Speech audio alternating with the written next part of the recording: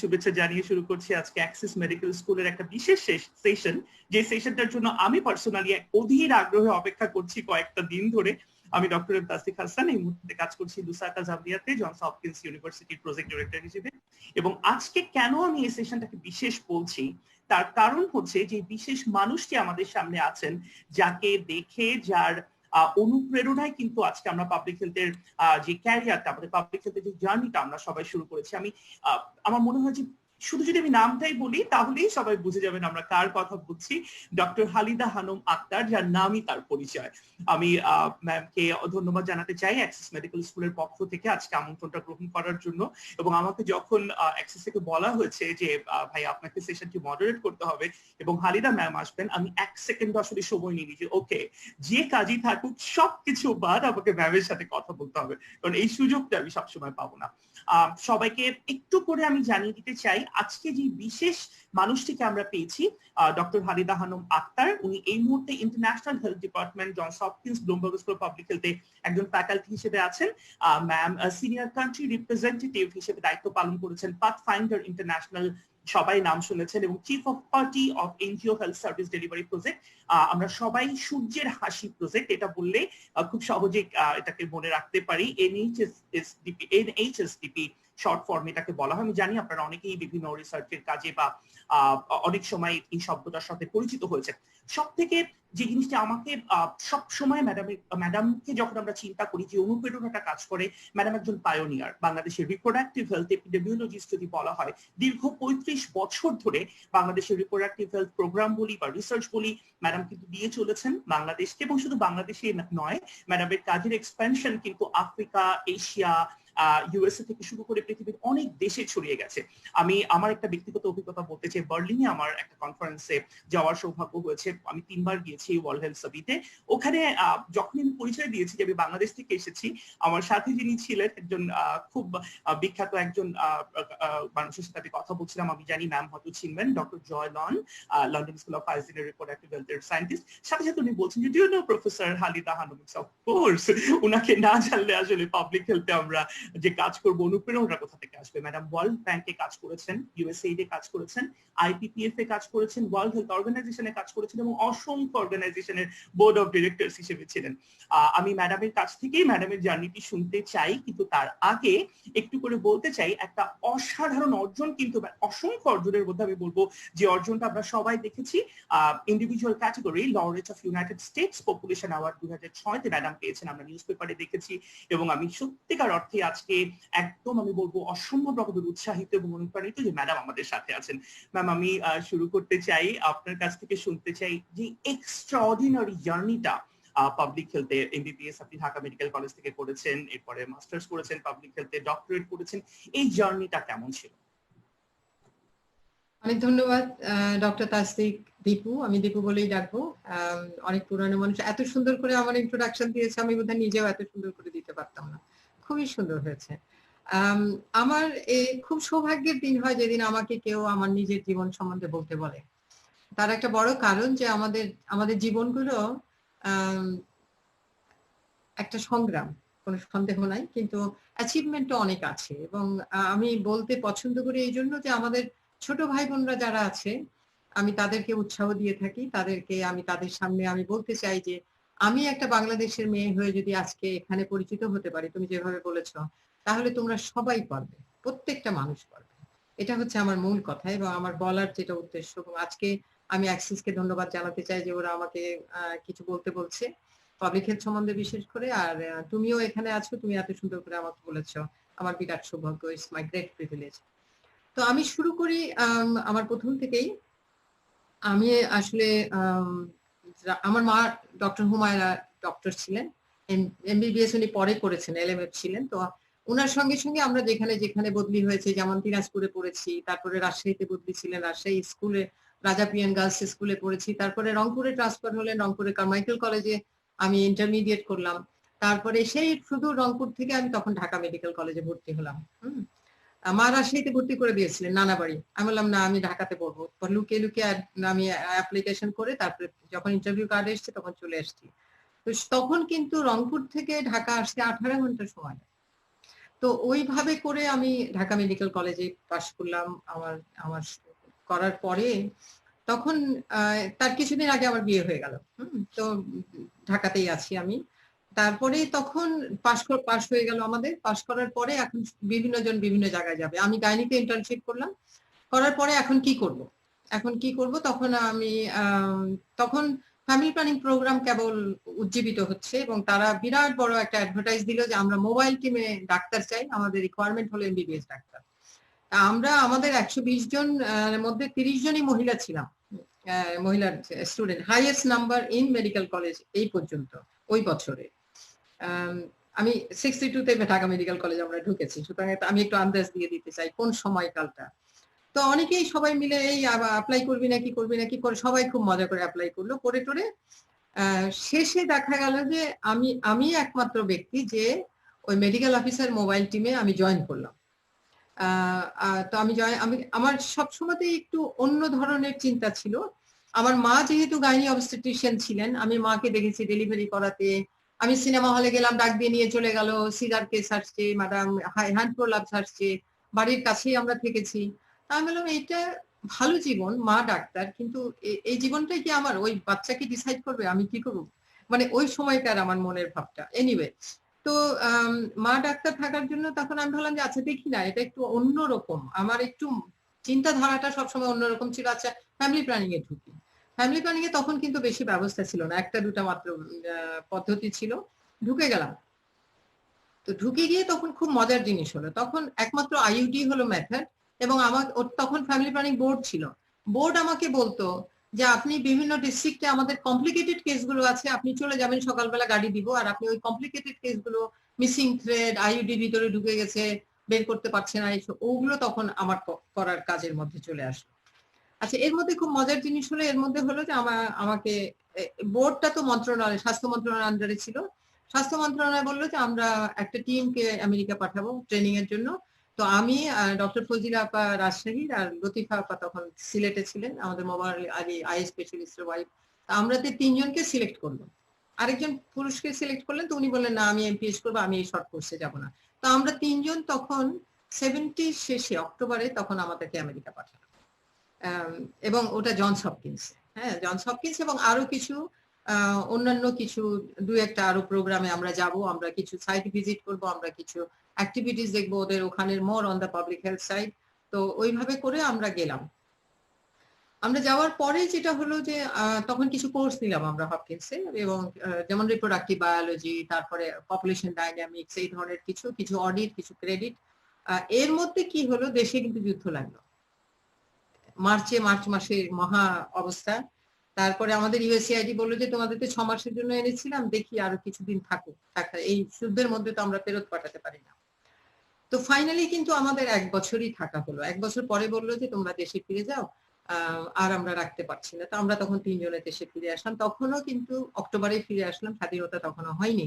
এসে তখন ওই বাড়ি ছেড়ে পালানো এবং এইসব জায়গাগুলো হলো। আমার বলার এটা উদ্দেশ্য হলো যে আমি ওই সময় আমেরিকাতে বসে পাবলিক হেলথের যে বিস্তৃতি আমি দেখলাম, পাবলিক হেলথের যে উইডথ এন্ড ব্রেডথ, এটা আমাকে খুব অভিভূত করেছে। ওখানে বসে ঠিক করেছে আমাকে এই জনস হপকিন্সে আসতেই হবে, আমাকে এমপিএইচ, ওখানে বসে চেষ্টা করলাম এমপিএইচ এ ভর্তি হওয়া যায় কিনা, কিন্তু ওইরকম মাঝামাঝি জায়গাতে ভর্তি হওয়া যায় না। আমি তখন তো মন খারাপ করে বললাম আচ্ছা ঠিক আছে, দেশে ফিরেই যাই, পরে আবার চেষ্টা করব। তো দেশে ফিরে এসে কিন্তু চেষ্টাই করতে থাকলাম যে আমি এমপিএইচ এ ভর্তি হব। ফিরে আসলাম, ফিরে এসে আমি তখন সরকার আমাকে পোস্টিং দিল। ওখানে একটা ছিল, এখন যেটা নিপট, হ্যাঁ তখন টিসিআরআই ছিল, ট্রেনিং কাম রিসার্চ ইনস্টিটিউট। ওখানে এফডব্লিউভিটিআই ট্রেনিং দেওয়া হতো, ফ্যামিলি প্ল্যানিং ভিজিটার যেটা। আমাকে বললো তুমি মেডিকেল অফিসার কাম লেকচারার। তো ওই প্রথম কিন্তু আমি লেকচার হওয়াটাকে ভয় করতাম, তখন ওই প্রথম আমি ওদেরকে লেকচার দেওয়া শুরু করলাম। তো লেকচার দেওয়ার পরে দেখি যে বেশ তারা পছন্দ করছে, তখন আমার উপরে একটা বিরাট কনফিডেন্স আসলো, আমি তো লেকচার দিতে পারি এবং পছন্দ করে লোকজন। তো এটা একটা দিক হলো, মেডিকেল অফিসার গিরি তো করেছি। তারপরে যেটা হলো যে এর পরপরই কিন্তু মোহাম্মদপুর মডেল ক্লিনিক বলে একটা প্রকল্প শুরু হলো মন্ত্রণালয়ের অধীনস্থ সংস্থা, একটা কোয়াসি গভর্নমেন্ট হিসাবে। এবং আমি এখানে একজনের প্রতি কৃতজ্ঞতা প্রকাশ করি, দুজনের প্রতি। একটা হলেন ডক্টর আতিকুর রহমান, উনি আমার অ্যাসিস্ট্যান্ট ডাইরেক্টর ছিলেন মোবাইল টিমে যখন ছিলাম তখন বোর্ডে, এবং ডক্টর আক্তার ইকবাল বেগম উনি ডেপুটি ডাইরেক্টর ছিলেন। এরা দুইজনে আমাকে খুবই সাহায্য করেছেন, সিলেকশনে দিয়েছেন। সব থেকে মজা যেটা বলতে ভুলে গেছি যে তখন কিন্তু মেডিকেল অফিসার পদে এমবিবিএস ডাক্তার কেউ ছিল না, ওটা এলএমএফ এর স্কেল ছিল 325 টাকা। আমি ঢুকে দেখি যে এটা কি অবস্থা, বললাম আচ্ছা ঠিক আছে, তারপর যুদ্ধ করে ওটাকে এমবিবিএস এর স্কেলে নিয়ে আসলাম, 500 টাকার স্কেল। এনিওয়ে, এগুলো অনেক অনেক অনেক অনেক সময় লেগে যাবে, তোমার সময় সীমিত। আমি একটুখানি বলতে চাই যে ওই সময়টা একটা আমার জন্য, আমার ক্লাসের মেয়েরা, ছেলে মেয়েরা হয়তো বলেছে ও তুমি হয়তো ব্যাক বেঞ্চার ছিলা সেই জন্য তুমি ফ্যামিলি প্ল্যানিং এ গেছো, আমরা সব গাইনিতে ঢুকলাম, আমরা সার্জারিতে, কেউ পিডিয়াট্রিক্সে ঢুকলো, সব পোস্ট গ্রাজুয়েশন করবে, আর আমি ওখানে ঢুকে গেলাম। এনিওয়ে, তো যেটা ওই ওই অভিজ্ঞতাগুলো আমাকে পড়াতে অভিজ্ঞতা দিল। আমার মেডিকেল অফিসার, আমি তখন ক্লায়েন্টের সঙ্গে অ্যাসোসিয়েট করা শুরু করলাম, এবং ওখানে একটা বড় আমার শেখা হলো। তারপরে আমি যখন মোহাম্মদপুর মডেল ক্লিনিকে ফার্স্ট ফিজিশিয়ান হিসাবে, এখন লেডি ফিজিশিয়ান নাম ছিল, আমি বললাম লেডি ফিজিশিয়ান, জীবনে শুনিনি। পরে আমি ডেপুটি প্রজেক্ট ডাইরেক্টর হয়েছিলাম। তো আতিকুর রহমান স্যার আমাকে বললেন আচ্ছা ঠিক আছে, আসতে চান আসেন, কোনো অসুবিধা নাই। আমার বোর্ডের যিনি স্যার ছিলেন উনি পিএসপি ছিলেন একজন, তো আপনি গভর্নমেন্টের চাকরি ছেড়ে চলে যাবেন? আমি বললাম স্যার গভর্নমেন্টের চাকরি আমার মা করেছে এবং আমি জানি, আমাকে একটু এগিয়ে যেতে হবে তাড়াতাড়ি, আমি তো ক্লিনিক্যাল সাইডে না, আমি একটু অন্যদিকে চলে যাচ্ছি, তা আমি স্যার আপনি দোয়া করেন আমি চলে যাই, আপনি ছেড়ে দেন আমাকে। তো হি লেট মি গো। আমি তখন মোহাম্মদপুরে জয়েন করলাম। মোহাম্মদপুরে যেটা মজা হলো আমার কাছে, মোহাম্মদপুরে আমি অনেক জিনিস শিখলাম, নতুন নতুন রিসার্চ। তারপরে যেহেতু তখন কেবল স্টেরিলাইজেশন, ফিমেল স্টেরিলাইজেশন, টিউবেক্টমি এগুলো শুরু হয়েছে, ইন্টারভাল মেথড। আমাকে তখন সিঙ্গাপুরে পাঠানো হলো কার্ডোস্কোপি শিখতে। আমাকে আমেরিকাতে আবার পাঠানো হলো 76 সনে জাপাই মাধ্যমে ল্যাপারোস্কোপিক স্টেরিলাইজেশন শিখতে, ইউন্স রিং ব্যবহার শিখতে। তারপরে ইন্ডিয়াতে গেলাম ভেজাইনাল স্টেরিল, তখন স্টেরিলাইজেশনের উপরে রিসার্চ হচ্ছে আইএফআরপির সঙ্গে, এখন যেটাকে আমরা এফএচআই বলছি, এদের সঙ্গে রিসার্চও করছি, ক্লিনিক্যাল কাজগুলো করছি, কম্পারেটিভ করছি। এর মধ্যে 74 সনে মেনস্ট্রুয়াল রেগুলেশন বাংলাদেশে আসলো, ইউএসএআইডির একজন আসলো, আমাকে, আমি I was the first one যাকে সিরিঞ্জ ধরতে শিখালো একজনই, ওই যে আপনার কারমান ক্যানুলা আছে, ডক্টর কারমান আসলো, কারমান আমাকে শেখালো, আমাকে এমআর করতে শিখালো। তখন এই মোহাম্মদপুরে কিন্তু আমরা প্রথম এমআর করা শুরু করলাম। মোহাম্মদপুরে আমরা প্রথম প্যারামেডিক দিয়ে শুরু করলাম এবং কম্পারেটিভ স্টাডি করলাম বিটুইন প্যারামেডিক অ্যান্ড ডক্টর, এবং দেখা গেল যে there is no significant difference in performance, হ্যাঁ, কোনো কমপ্লিকেশন নেই। তো এগুলো অনেকগুলো, ওই আমার 5 বছরের অধ্যায়টা আমার জীবনের আসলে শুরু। একটা একটা কচি যখন গাছ শিকড় শিকড় দেয়, ওটা আমার শিকড়ের জায়গা, ওটা আমার পলিমাটির জায়গা ছিল। আমি তখন নারীর জীবন সম্বন্ধে বুঝলাম যে একটা নারী, ফ্যামিলি প্ল্যানিং করাতাম, একটা নারীর কত কষ্ট, একটা সন্তান হতে কত কষ্ট, সন্তানটা রাখবে না, সামাজিক ব্যাপার হোক, যে কোনো ব্যাপারে হোক, তার ব্যাপারে বিরাট তার কষ্ট। এই যে নারী জীবনের যে কষ্টগুলো তখন আমার সামনে যেন একেবারে ফুটে আসতো, এবং আমি তাদেরকে যতভাবে সাহায্য করা যায় সবভাবে সাহায্য করতাম। এদিকে ভিতরে ভিতরে কিন্তু আমার আমার হচ্ছে যে আমি কিন্তু এমপিএইচ এ অ্যাপ্লাই করছি। আমি এমপিএইচ এ হপকিন্সে করেছি, এখন পয়সা দেবে কি, পয়সা খুঁজে পাওয়া যাচ্ছে না, ওরা একসেপ্ট করে নিয়েছে। এর মধ্যে যেটা হলো যে আমি যেহেতু ওই প্রজেক্টটা পাথফাইন্ডার ফান্ডেড ছিল, আমি যখন অ্যাকসেপ্টেন্স পেলাম তখন পাথফাইন্ডারকে বললাম যে আমি তো তোমাকে 5 বছর সেবা দিলাম, এই ক্লিনিকটাতে প্রথম থেকে আমি অনেক কাজ করেছি, তো আমাকে কি তোমরা পাথফাইন্ডার স্কলারশিপ দিতে পারবে? আমি 9 মাসের কোর্স তখন হপকিন্সে এমপিএইচ। তো শি ওয়াজ ভেরি নাইস। তো ও বললো আচ্ছা আমি দিব তোমাকে, হ্যাঁ। তো ও পাথফাইন্ডারকে দিয়ে অ্যাপ্রুভ করিয়ে আমাকে এমপিএইচ এ দিল। এর মধ্যে হয়েছে কি যে এর মধ্যে আমি তো কার্ডোস্কোপি করি, ল্যাপারোস্কোপি, লোকজন বলে ও তুমি এমডি, তুমি এফসিপিএস। আমি বললাম আমি তো কিছু না, আমি শুধু এমবিবিএস। তো ভাবলাম যে তাহলে এক কাজ করি, টিএ চৌধুরী স্যারকে বললাম স্যার একটা তো ডিগ্রি লাগে, মানুষ জিজ্ঞেস করছে, লজ্জাই লাগে। তো বললে আপনি এমসিপিএস এ ভর্তি, এমসিপিএস দেন, কিছু কিছু ক্লাস করতে হবে, তারপরে পরীক্ষা দিবেন, বই এই পৃষ্ঠা থেকে ওই পৃষ্ঠা পড়বেন, মুখস্থ করবেন। আল্লাহ আচ্ছা ঠিক আছে স্যার। তো আমি পরীক্ষা দিলাম, দিয়ে কিন্তু এমসিপিএস পেলাম। আমার মা আর আমি কিন্তু একসঙ্গে এমসিপিএস পরীক্ষা দিয়েছি, কারণ মায়ের স্বপ্ন ছিল উনি ফ্যাকাল্টি হবে, যেহেতু ওনার পোস্ট গ্রাজুয়েশন নাই উনি ফ্যাকাল্টি হতে পারছে না, উনি রংপুর মেডিকেল কলেজে আছে ঠিকই মেডিকেল অফিসার। আমি বললাম আম্মা পরীক্ষা দিয়ে দিই, তোমার তো সব জানা আছে, তোমার চিন্তা নেই, আমারই চিন্তা। আমরা দিলাম, আমরা মা বেটি একসাথে কিন্তু এমসিপিএস করলাম। আমি এমসিপিএস করে আমেরিকা চলে আসলাম, কারণ আমার এমপিএইচ তখন হয়ে গেল। আর আম্মা যেটা করলেন সেটা ডক্টর হুমায়রা খানম রংপুরের, উনি তখন ফ্যাকাল্টি হলেন, উনি তখন বেড পাওয়া গেল, she became A faculty of the university. আমাদের মা মেয়ের কিন্তু একটা বড়, অনেকেই জানে এটা, সেজন্য আমি একটু মাকে স্মরণ না করে তো বলতে পারি না, তার জীবনের একটা বিরাট অংশ। তো এই জিনিসটা করার পরে তখন পাথফাইন্ডার, তখন কিন্তু আমি আমেরিকা চলে গেলাম, 78 এ আমেরিকা গেলাম। আমেরিকাতে গিয়ে আমি এমপিএইচ করেছি। সেকেন্ড কোয়ার্টারে মোটামুটি আমার রেজাল্ট ভালোই ছিল, যদিও বায়োস্ট্যাটিস্টিক্স এটা সেটা সেকেন্ড কোয়ার্টারে শুরু হয়েছে। তো আমাকে আমার ডিপার্টমেন্টের স্যার, আমি বললাম স্যার আমি তো একটু ডক্টরেটও করতে চাই। আমার যে চেয়ারম্যান ছিল ডক্টর হারপার বললো ঠিক আছে লেট আস ট্রাই। তারপরে সে একসেপ্ট করে নিল আমাকে সেকেন্ড কোয়ার্টার থেকে ডিআরপিএইচ কাম এমপিএইচ। তা আমি তখন ডিআরপিএইচ এর কিছু কোর্সগুলো করা শুরু করলাম। এবং আমার এখানে একটু বলে দিই যে এমপিএস শেষ হওয়ার পরে কিন্তু আমি যেহেতু ডিআরপিএইচ এ মুভ করলাম, ডিআরপিএইচ এর আমার স্কলারশিপ কিন্তু জনস হপকিন্স নিজেই দিয়েছে, আমার ডিপার্টমেন্টই দিয়েছে ফুল scholarship for my thesis, for my all PhD, residential tuition, everything. এর মধ্যে কিন্তু আমার ফ্যামিলি, আমার 2 মেয়ে আর আমার হাজবেন্ড আমেরিকা গেছে। আমার হাজবেন্ড তখন পিএইচডি করছে ইউনিভার্সিটি অফ ম্যারিল্যান্ডে।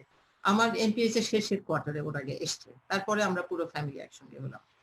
তো আমি এখানে যেটা একটুখানি যেটা বলতে চাচ্ছি যে একটু পাবলিক হেলথ সম্বন্ধে আমার একটু বলার দরকার এখানে, যেহেতু আমার শ্রোতারা, আমি যেহেতু পাবলিক হেলথ পড়ছি, ধরে নেন যে আমি আমেরিকাতে এমপিএইচ শেষ করে আমি ডিআরপিএস এ মুভ করছি, পরীক্ষা দিচ্ছি সবকিছু, আমি ওখানে গিয়ে আমার যে রিয়েলাইজেশন হলো যে পাবলিক হেলথ যেটা আমাকে অ্যাট্রাক্ট করেছে সত্যি সত্যি, যে এটা একটা, আমার মাকে দেখেছি একজন পেশেন্টকে সারাচ্ছেন উনি, কিন্তু আমি যখন পাবলিক হেলথ দেখলাম এটার হরাইজনটা এত বড়, আমি সারা দেশকে করছি, আমি সারা কমিউনিটিকে করছি, আমি সারা নারীকে করছি, আমি সারা অ্যাডোলেসেন্টকে করছি, আমি সারা শিশুকে করছি, আমার হাতে মিলিয়নস অফ পিপল।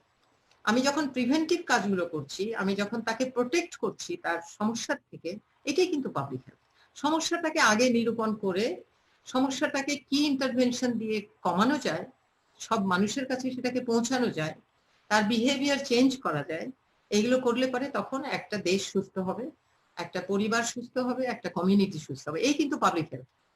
এটা খুব সহজভাবে আমি বলি, এবং আমি আমি যে আজকে যখন চলছি আমি কিন্তু এইভাবেই চলি। আমি যখন একটা নারীকে চোখ বন্ধ করে দেখি, তার যে লাইফ সাইকেল অ্যাপ্রোচ, একেবারে বাল্যকাল থেকে শুরু করে বয়স পোস্ট মেনোপজাল ফেজ পর্যন্ত তার যে সংগ্রাম, তার যে, আমি যখন রিপ্রোডাক্টিভ হেলথের লাইফ সাইকেল অ্যাপ্রোচে লেকচার দিই আমি এটা খুব সুন্দর করে বলি। আমার পরে আমি কোনো এক সময় সুযোগ পেলে আবার অ্যাক্সেসেই দেব। তো এই যে পাবলিক হেলথ কনসার্নটা, পাবলিক হেলথ কিন্তু এডুকেশন দিবে, তারপরে পলিসিকে রেকমেন্ড করবে, পলিসিকে মডিফাই করবে, অ্যাডমিনিস্টার করবে প্রজেক্ট, রিসার্চ করবে, রিসার্চ করে সমস্যাটাকে বের করে নিয়ে আসবে, সমস্যার সমাধানটাকে সে প্রেসক্রাইব করবে এবং প্রোগ্রামের আকারে প্রেসক্রাইব করবে, নট ওষুধের প্রেসক্রিপশন। সুতরাং যেমন আমরা যদি মাতৃমৃত্যু কমাতে চাই, অ্যান্টিনেটাল কেয়ার একটা ইম্পর্টেন্ট জিনিস, ফ্যাসিলিটি ডেলিভারি একটা ইম্পর্টেন্ট জিনিস, একটা ট্রেন্ড প্রোভাইডারের হাতে ডেলিভারি হওয়াটা ইম্পর্টেন্ট জিনিস। এই যে তাকে বলা এবং তাকে করানো, তাকে দিয়ে, এটা কিন্তু বিশাল একটা কঠিন ব্যাপার, আমরা এখনো ওই পর্যায়ে পৌঁছাতে পারিনি। সুতরাং পাবলিক হেলথ সম্বন্ধে যারা জানতে চান এবং শুনতে চান তারা কিন্তু এই জিনিসটাকে খুব ভালো করে বুঝতে হবে যে আমি কমিউনিটির স্বাস্থ্য ভালো করতে চাই, আমি একটা পরিবারের স্বাস্থ্য ভালো করতে চাই, আমি আমার দেশকে সুস্থ করতে চাই, সার্বিকভাবে সুস্থ করতে চাই।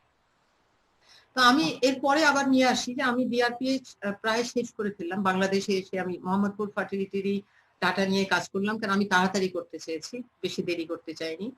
তো ওখানে আমি মেনস্ট্রুয়াল রেগুলেশনের পরে কন্ট্রাসেপটিভ বিহেভিয়ারটা কিরকম সেটা দেখার চেষ্টা করেছি।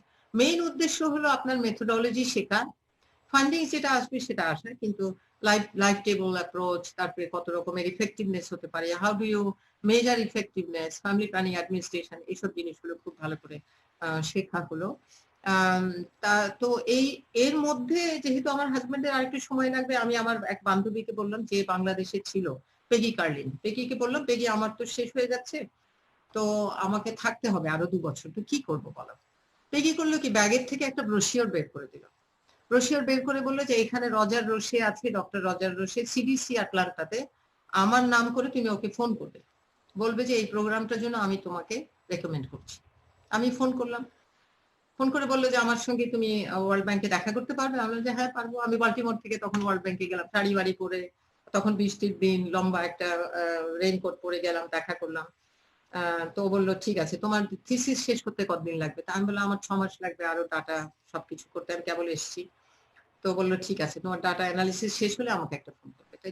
6 মাস পরে আবার ফোন করলাম, তো বললো যে তুমি 31শে মার্চ তুমি সিডিসি তে আসবে, বি মাই গেস্ট, এবং এখানে তুমি সারাদিন মিটিং করবে এবং ব্রাউন ব্যাগ সেমিনার দিবে তোমার থিসিসের উপর। ব্রাউন ব্যাগ মানে লাঞ্চের সময়। আমি গেলাম। তাই যাওয়ার পরে কি হলো, ওটা একটা ইআইএস প্রোগ্রাম ছিল, এপিডেমিক ইন্টেলিজেন্স সার্ভিসেস, যেটা কিনা শুধু আমেরিকানদের জন্য ছিল, আমেরিকান সিটিজেন। আমি তখন আমেরিকান সিটিজেন না, কিন্তু তখন রকফেলারের একটা স্পেশাল প্রোগ্রাম ছিল, রকফেলার ফেলোশিপ 2 বছরের। তো উনি আমাকে এই রকফেলার ফেলোশিপের জন্য সিলেক্ট করে ফেললেন। ওই সারাদিন আমি মিটিং করলাম বিভিন্ন ডিভিশনের হেডের সাথে, বিভিন্ন ডিপার্টমেন্টের হেডের সাথে করে ব্রাউন ব্যাগটা দিলাম। দেওয়ার পরে তারপরে বললো যে ঠিক আছে তুমি অ্যাকসেপ্টেড হয়ে গেছো, জুলাইয়ে চলে আসো। জুলাইয়ের মধ্যে আমার থিসিস শেষ করে রিডারদের রুমে ঢুকিয়ে দিয়ে আমি চলে গেলাম ওই ট্রেনিংটা শুরু করতে। তারপরে ওরা আমাকে আরেকটু সময় দিল, আমি তখন এসে আমার থিসিস ডিফেন্ড করলাম, করে টোরে তারপরে ফ্যামিলি নিয়ে আমি আটলান্টায় মুভ করে গেলাম। তা আমি বলবো যে এটা একটা দৈবাত সুযোগ, কিন্তু এখান থেকে শেখার কি হলো, যে তুমি তোমার যারা বন্ধু, যারা সাপোর্টার, যারা মেন্টর, যাদের সঙ্গে জীবনে চলেছো, তাদের সঙ্গে তুমি কন্ট্যাক্ট রাখো। তোমার প্রয়োজনে ইউ সিক দেয়ার সাপোর্ট। তার হাজবেন্ড ইউএসএআইডি তে চাকরি করতেন। আমি বললাম যে অ্যাডভাইস যদি চাইতে হবে, যে এ তো আমেরিকান, ও আমাকে অ্যাডভাইসটা দিতে পারবে। সুতরাং আমার এরকম একটা সুযোগ আসবে, আমার অনেক সুযোগ এসেছে যেটা আমি কখনো চিন্তা করিনি যে এটা আমি পাবো। এটা হয়তো এটা একটা আমার আল্লাহর তরফ থেকে একটা বিরাট রিওয়ার্ড বা অ্যাওয়ার্ড যেটা উনি দিতে চেয়েছেন। কিছু জিনিসের মানে আমি এখনো বুঝি না যে কেন পেলাম, যেমন এটা একটা আমার জীবনের একটা প্রথম একটা ব্যাপার। তো এখানে আমি ইআইএস, আজকে আমরা জানি সিডিসি তো বিরাট, সারা পৃথিবীতে আজকে সিডিসি কি করে। সিডিসি ওই রোগটার যেমন পুলিশরা গিয়ে ইনভেস্টিগেট করে চুরি হলে পারে, আমাদের দেশে কোনো প্রকোপ আসলে, এপিডেমিক আসলো, প্যান্ডেমিক আসলো বা আইসোলেটেড কেস আসলো, এগুলোকে ইনভেস্টিগেট করা। আমার আমার অ্যাসাইনমেন্টটা ছিল ডিভিশন অফ রিপ্রোডাক্টিভ হেলথ। তার মানে রিপ্রোডাক্টিভ হেলথ রিলেটেড যেসব এরিয়াগুলো, যেমন ফ্যামিলি প্ল্যানিং, যেমন অ্যাবর্শন, যেমন ফ্যামিলি প্ল্যানিং এফেক্টিভনেস, যেমন এইসব এরিয়াগুলো ছিল, ও ডিপার্টমেন্ট ছিল এটার আন্ডারে। তো এগুলোর সঙ্গে আমি কাজ করলাম, এবং আমার যিনি সুপারভাইজার, যিনি ডক্টর রজার রোসে, বললো যে তুমি তো এই লাইনেই কাজ করেছো, মেট্রোমেনস্ট্রাল ফ্যামিলি প্ল্যানিং, তো তুমি তোমার ডাটার থেকে এখানে বসে তুমি পাবলিকেশনটা শিখে গেলো, তুমি এই টাইমটাকে ইউজ করো টু পাবলিকেশন, এবং এখানে যা যা আছে তুমি শেখো। তো ওখানে বসে কিন্তু আমি পাবলিকেশন করলাম, আমি রিপ্রোডাক্টিভ হেলথের সবটুকু দেখলাম, শিখলাম কিভাবে রিসার্চ করতে হয়, আরো এপিডেমিওলজিটা ভালো করে শিখলাম। তো এখান থেকে আমি আজকে যদি রিপ্রোডাক্টিভ হেলথের ব্যাপারে আমার যে এক্সপোজারটা, ফ্যামিলি প্ল্যানিং, আমার হপকিন্সের ডিপার্টমেন্ট ছিল পপুলেশন ডাইনামিক্স, তো ওখানে আমি ডেমোগ্রাফি শিখেছি, পপুলেশন শিখেছি, কিন্তু আমি সিডিসিতে গিয়ে এপিডেমিওলজি অফ রিপ্রোডাক্টিভ হেলথ শিখলাম আরো ভালো। তো এই যে সম্পৃক্ততা, আমার পপুলেশন ডাইনামিক্স, আমি ডেমোগ্রাফি বুঝি, আমি ফ্যামিলি প্ল্যানিং বুঝি, অ্যাডমিনিস্ট্রেশন বুঝি, আবার আমি রিসার্চও বুঝি, যে এই নারী স্বাস্থ্য নিয়ে যে রিসার্চটা, সেটা একটা ওই দুটোর সংমিশ্রণ একটা ব্যাপার। এখন রকফেলার ফেলোশিপের পরে কিন্তু আমাকে কমিটমেন্ট ছিল যে আমি দেশে আসবো, এবং আমি দেশে আসতাম। তো আমি তখন দেশে আসার জন্য আমি আবার আরেকজনকে বললাম যে আমি, তখন কিন্তু সরকার আমাকে কিন্তু ছুটি দেয়নি 2 বছরের পরে, তার মানে আমি সরকারের সঙ্গে আর নাই, মোহাম্মদপুরের সঙ্গে আর নাই। তখন আমি বললাম যে এখন তো আমাকে একটা চাকরি নিয়ে দেশে যেতে হবে। তো বললো তুমি এক কাজ করো, ফোর্ডের অমুকের সাথে তুমি কথা বলো। তারপরে ফোর্ড নিউ ইয়র্কে গেলাম, ইন্টারভিউ দিলাম, ফোর্ড ফাউন্ডেশন অফিসে বসে সে আমাকে রিক্রুট করলো বাংলাদেশে প্রোগ্রাম অ্যাসোসিয়েট হিসাবে, প্রোগ্রাম অফিসার, কিন্তু দেশিকে তখন ওরা প্রোগ্রাম অফিসার অ্যাসোসিয়েট নাম দিয়ে, তখন আমি 2 বছর ফোর্ড ফাউন্ডেশনের ম্যাটারনাল চাইল্ড হেলথের প্রোগ্রাম অফিসার ছিলাম। দেশে ফিরে আসলাম, কিন্তু আমি ডোনারে চাকরি করবো না। আমার প্ল্যান ছিল যে আমি দেশি একটা প্রতিষ্ঠান তৈরি করব, বা দেশি প্রতিষ্ঠানে কাজ করব, এবং আমি দেখাবো মানুষকে যে আমি কি করতে পারি, এবং এটা challenge to myself than to others, যে হালিদা তুমি কতটুকু করতে পারো এটা তুমি দেখাও। এটা একটা চ্যালেঞ্জ ছিল আমার কাছে। আমি ফিরে আসার পরে তখন এর মধ্যে আবার ওয়ার্ল্ড ব্যাংক আমাকে ডাকলো। ওয়ার্ল্ড ব্যাংক বললো যে তুমি এখানে, আমি দরখাস্ত পাঠাচ্ছি, তুমি দরখাস্ত করো, একজন তোমার সঙ্গে ইন্টারভিউ করতে যাবে, তুমি ওর সঙ্গে দেখা করবে, ইন্টারভিউ দেবে। হয়ে গেল। ওখানে ওরা আবার লং টার্ম কনসালটেন্ট করে আমাকে ওয়াশিংটন ডিসি ওয়ার্ল্ড ব্যাংকে নিয়ে আসলো as MCH specialist in the division of maternal child health and nutrition. এদিকে আমি কিন্তু একটা বাংলাদেশ ফার্টিলিটি রিসার্চ প্রোগ্রামের ডাইরেক্টরের জন্য আমি দিয়েছি, হেলথ সেক্রেটারি ছিলেন চেয়ারম্যান অফ দ্যাট বোর্ড, আমি ইন্টারভিউ দিয়েছি, এবং আমি শুনছি যে আমার হয়ে যাচ্ছে, আই হ্যাভ বিন সিলেক্টেড। এর মধ্যে যখন ওয়ার্ল্ড ব্যাংক ডাকলো আমি বললাম চলে যাই, তারপরে অ্যাপয়েন্টমেন্ট পেলে চলে আসবো। তো চলে গেলাম, কিন্তু হ্যাঁ চলে গেলাম, আমেরিকা গেলাম, বাড়ি কিনলাম। আমার হাজবেন্ড ছিলই কিন্তু আমেরিকাতে, আমি 2 বাচ্চা নিয়ে চলে গেলাম। এখন ওখানে যাওয়ার পরে এদিকে আমার অ্যাপয়েন্টমেন্ট হয়ে গেছে, কিন্তু আমার কিন্তু দেশি প্রতিষ্ঠানে থাকার ইচ্ছা। আমি জানি যে ওইসব জায়গায় কিন্তু আমরা ডাক্তাররা কখনো 1 নম্বর হতে পারবো না, ওটা ইকোনমিস্টদের জায়গা। তা আমি তখন অনেক সংগ্রাম করে আমার ফ্যামিলিকে 2টো ভাগ করে, হাজবেন্ড আর বড় মেয়ে থাকলো, আমি ছোট মেয়েটাকে নিয়ে চলে আসলাম কিন্তু দেশে। এসে তখন এর মধ্যে ওই বিএফআরপির চাকরি আমার হয়ে গেছে, বাংলাদেশ ফার্টিলিটি রিসার্চ প্রোগ্রাম। এটা এফএচআই, এখন যেটা এফএচআই ওটা ওদের ফান্ডিং এ ছিল, তখন ওটা আইএফআরপি ছিল। তো আমি তখন ওই ডাইরেক্টর পজিশন নিয়ে আমি দেশে চলে আসলাম এবং ওখানে জয়েন করলাম।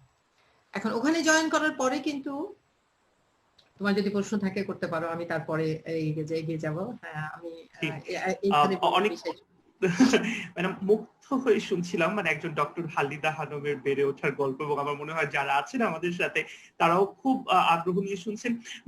আমরা আরেকটু আগাবো অবশ্যই, এবং আমি ব্যক্তিগতভাবে খুব আমার আগ্রহ কাজ করছে জানার জন্য এই যে স্পৃহাটা ম্যাম, এটা কোথা থেকে এসেছে, যে আমি করতে চাই, আমি বাংলাদেশের মানুষকে জানাতে চাই যে আমার ক্যাপাবিলিটি কতটুকু। সব মানুষের মধ্যে কিন্তু এই শক্তিটা থাকে না যে আমি নিজের কাজের জায়গাটাকে এক্সপ্লোর করে সেটা আমার নিজের দেশের মানুষের জন্য বিলিয়ে দিতে চাই।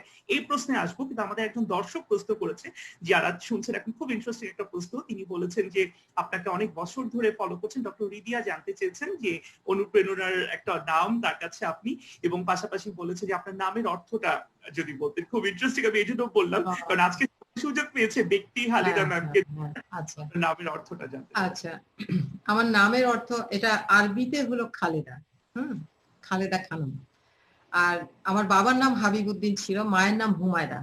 আমার পরিবারের প্রথম আদ্য অক্ষর হলো এইচ। এখন বাবা কিন্তু তার সময়ে অনেক দেশ ঘুরেছে, টার্কি ঘুরেছে, এখানে ঘুরেছে, বার্মা ঘুরেছেন। তো সামহাও আদার ওনার ওই হালিদা নামটা, খালিদা পছন্দ, কিন্তু হালিদাটা হলো টার্কিশ প্রোনাউন্সিয়েশন অফ খালেদা। টার্কিতে আপনারা দেখবেন কামাল আতাতুর্কের সময় হালিদ এদিব হানাম নামে তার পলিটিক্যাল কম্প্যাট্রিয়েট ছিলেন একজন। তো কোনো কারণে বাবা খালেদা রাখবেন, কিন্তু হ আদ্য অক্ষর হতে হবে। তো সেই জন্য হালিদার সঙ্গে আবার হানম আসে, খানম আসে না। তো হালিদা খানম, এটা হলো আমার প্রাইমারি নাম। আর ওই আমাদের সব ভাই বোনের নামের আদ্য অক্ষর এইচ। আমার আমার আমার যে ফ্যামিলিকে আমরা ডাকি হাবিব হুমায়রা বলে, হাবিব হলেন বাবা, মা হলেন হুমায়রা। আমরা একটা বায়োগ্রাফি লিখছি আমাদের পরিবারের উপরে, সব ভাই বোন মিলে, বাবা মাকে সামনে রেখে। সুতরাং ওটা বের হলে আমি শেয়ার করবো। বাট মানেটা হলো যে অমর, যদি আমার বাবা বলে থাকেন আর আমার যদি ঠিক মনে থাকে, যে যে কখনো মৃত্যু হয় না, যার, যে অমর। এই জি, এবং মানুষের, মানে আমি একটা কথা বলতে চাই, মানুষের নামের একটা প্রভাব তার ক্যারিয়ারের উপরে, তার জীবনের উপরে। তো বলবো একদম পারফেক্ট নাম, কারণ আপনার কাজ দিয়ে আপনি অলরেডি বাংলাদেশে একটা অমরত্বের জায়গায় চলেই গেছেন। তো আপনার নামের সার্থকতা অলরেডি আমরা দেখতেই পাচ্ছি। আমি আগে একটু ব্যাক করতে চাই যে একজন নারী হিসেবে আমার মনে হয় যে যে চ্যালেঞ্জ গুলো আপনি ফেস করেছেন, কারণ আমি টাইমটা বোঝার চেষ্টা করছিলাম। 1971 এবং 1970 যুদ্ধটার সময় আপনি আমেরিকাতে ছিলেন, এরপরে ফেরত আসার পর 1978 আপনি এমপিএইচ করতে গিয়েছেন। তো এর মাঝখানের সময়টা আমি যতটুকু বুঝতে পেরেছি, আপনি কিন্তু নিজেকে তৈরি করেছেন প্রতিদিন যে কিভাবে আমি এরকম কঠিন একটা সাবজেক্ট আমি পড়বো, এবং পাশাপাশি তখন ক্লিনিক্যাল অ্যাটাচমেন্টও ছিল। সো এই সময় আপনি কোন চ্যালেঞ্জের মুখোমুখি হয়েছেন? আপনার সন্তানদেরও আমার মনে হয় যে এই সময়টার মধ্যেই হয়তো জন্ম। সো মানে এই চ্যালেঞ্জটা কি কি ছিল নারী হিসেবে, এবং বাসা থেকে কোনো বাধা এসেছে কিনা যখন আপনি জনস্বাস্থ্যকে বেছে নিয়েছেন একজন চিকিৎসক হিসেবে? ওই সময়টা খুব একটা ক্রিটিক্যাল সময় ছিল। আমি যদিও আমার সন্তান কিন্তু আমার বিয়ের পরে 1.5 বছরের মধ্যে হয়েছে। সুতরাং বড় মেয়েকে আমি দেশে রেখে কিন্তু আমেরিকা গেছি 6 মাসের যে ট্রেনিং। তো আমার হাজবেন্ড দেখেছে, আমার ছোট বোন ওই সময় যুদ্ধ লাগার জন্য আমার মায়ের বাড়ি, আমার ছোট বোন ঢাকা ইউনিভার্সিটির প্রফেসর, ও অলমোস্ট নিজের বাচ্চার মতো করে নিয়ে দৌড়াদৌড়ি যেখান করতে, রংপুর থেকে ঢাকা এসছে। তো ওই টাইমটা খুব ক্রাইসিসের টাইম ছিল, এবং আমরা আমেরিকাতে বসে একটা সাংঘাতিক একটা চিন্তার মধ্যে ছিলাম যে পুরো পরিবার দেশে আছে। তো ওটা একটা স্ট্রাগল গেছে আমার প্রথম জীবনে। ফিরে গিয়ে যখন মোহাম্মদপুর ফার্টিলিটিতে আমি জয়েন করলাম, তখন আমি যদি নিজেকে দেখি তাহলে আমার সাহস অনেক। কেউ দূর থেকে যদি দেখে, এটা করব, হ্যাঁ করবো, ল্যাপারোস্কোপি করবো, হ্যাঁ পারবো না কেন, ও যদি পারে আমিও তো শিখছি। কন্ডোস্কোপি করো, আমি সিঙ্গাপুরে গেলাম, কেইএম হসপিটাল, ওখানে প্রফেসর রাতনামের নাম আমরা অনেকে জানি। প্রফেসর রাতনাম কিন্তু আমাদের ওজিএসবি কনফারেন্সে অনেকবার এসেছেন। তো আমি যখন গেলাম বললাম স্যার আমাকে শিখিয়ে দিল, আমি বললাম যে এরপরে কিন্তু আমার আরো 2জন ডাক্তার আসবে। ও বলে আর 2জন ডাক্তারকে পাঠিও না, তুমি নিজেই শিখাতে পারবে। তো এই যে আমি কনফিডেন্স অ্যাকোয়ার করলাম এবং রাতনাম আমাকে বললেন তাহলে you don't have to send anybody, you can train them. এতে তো আমার সাহস আরো বেড়ে যায়। আর আমি যখন যেটা করি খুব মনোযোগ দিয়ে করার চেষ্টা করি, ফাঁকি দেই না, নিষ্ঠার সঙ্গে করার চেষ্টা করি এবং ওই যে এক ধাপ এগিয়ে যাব আমি এটা জানলে পারে এই যে আনন্দটা, এই আনন্দটা বিরাট একটা বড় ব্যাপার এবং ওটার জন্য আমি যে কোনো চ্যালেঞ্জ নিতে রাজি আছি সব পথে। সুযোগ চাইলে সুযোগ পাওয়া যায়। আমার যেটা শিক্ষা ওই সময়কার, if you contribute, if you do well, if you want to learn, if you want to deliver, তাহলে কিন্তু সুযোগটা আল্লাহ তাআলাও দিয়ে দেয় and you get that. এটা কিন্তু আমি আমার জীবন থেকে আমি বলবো এবং সেদিনের জন্য শুধু না, সেদিন তো হয়তো বলতে পারে ও আপনি তো ইউনিক একজন ছিলেন। হ্যাঁ, ইউনিকই ছিলাম, কিন্তু ইউনিকই ছিলাম, চেষ্টা করেছি, কাজ করেছি, দয়া মায়া করেছি, দিয়েছি, আদর করেছি। আমি যখন স্টেরিলাইজেশন রুমে যেতাম প্রত্যেকটা ক্লায়েন্ট বলতো যে ম্যাডাম আপনি আমার আপা, তখন তো ম্যাডাম চালু হয়নি, আপা আপনি আমার লাইগেশনটা করে দিবেন। এখন আমি কি সব রোগীর লাইগেশন করতে পারি? আমি আসবো, আপনার মাথার কাছে আমি থাকবো।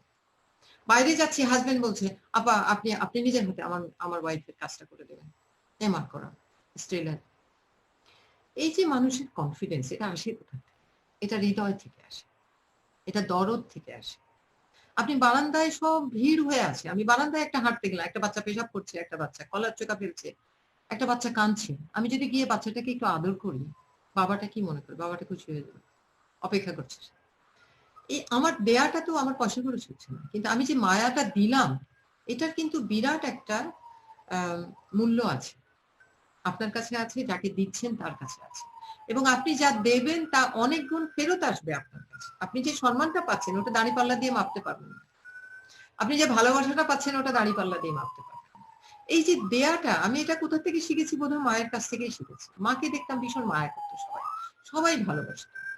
বাবা আমাদের শাসন করতেন, আমাদের ডিসিপ্লিন শিখিয়েছেন, কিন্তু উনিও অনেক দিয়েছেন। আমার মনে হয় যে আমি বাড়ির থেকেই এই জিনিসটা শিখেছি যে দিতে হবে এবং অ্যাকোয়ার করতে হবে। অ্যাকোয়ারটা বোধহয় মায়ের কাছ থেকে পেয়েছি। মানে তাকে সব ক্লাস 9-এ পড়তে মায়ের বিয়ে হয়েছে, তারপরে উনি ম্যাট্রিক পাস করেছে, আমি হয়ে গেছি তখন। তারপরে উনি মিডফোর্ড মেডিকেল স্কুলে ভর্তি হয়ে এলএমএফ কমপ্লিট করেছেন, তারপরে এমবিবিএস কনডেন্স করেছেন। আমরা দুজন একই সময় কনডেন্স করেছি, আমি 1 বছর আগে বের হয়েছি, আম্মা 1 বছর পরে। That was the last batch. আমি বললাম এই লাস্ট ব্যাচে না হলে তো এমবিবিএস হতে পারবে না, আসো জয়েন করো। তো এইরকম আমাদের মিউচুয়াল যে সাপোর্টিংটা ছিল, মায়ের সাপোর্ট, বাবার সাপোর্ট, এই সাপোর্টিং এনভায়রনমেন্টে আমরা মানুষ হওয়ার জন্য হয়তোবা আমার যে স্টেমটা ওয়াজ এ রোবাস্ট স্টেম। আমার শাখা প্রশাখা ছড়াতে কষ্ট পেতে হয়নি, আমার চাইতে কষ্ট পেতে হয়নি, আমাকে পেতে কষ্ট পেতে হয়নি, ব্লেসিংস ছিল। আর আমি যারা শুনছি তাদেরকে যেটা বলি যে দেখো, জীবনে অনেক মানুষ তোমাকে দেবে, যারা দেবে তাদেরকে কখনো ভুলে যাবে না।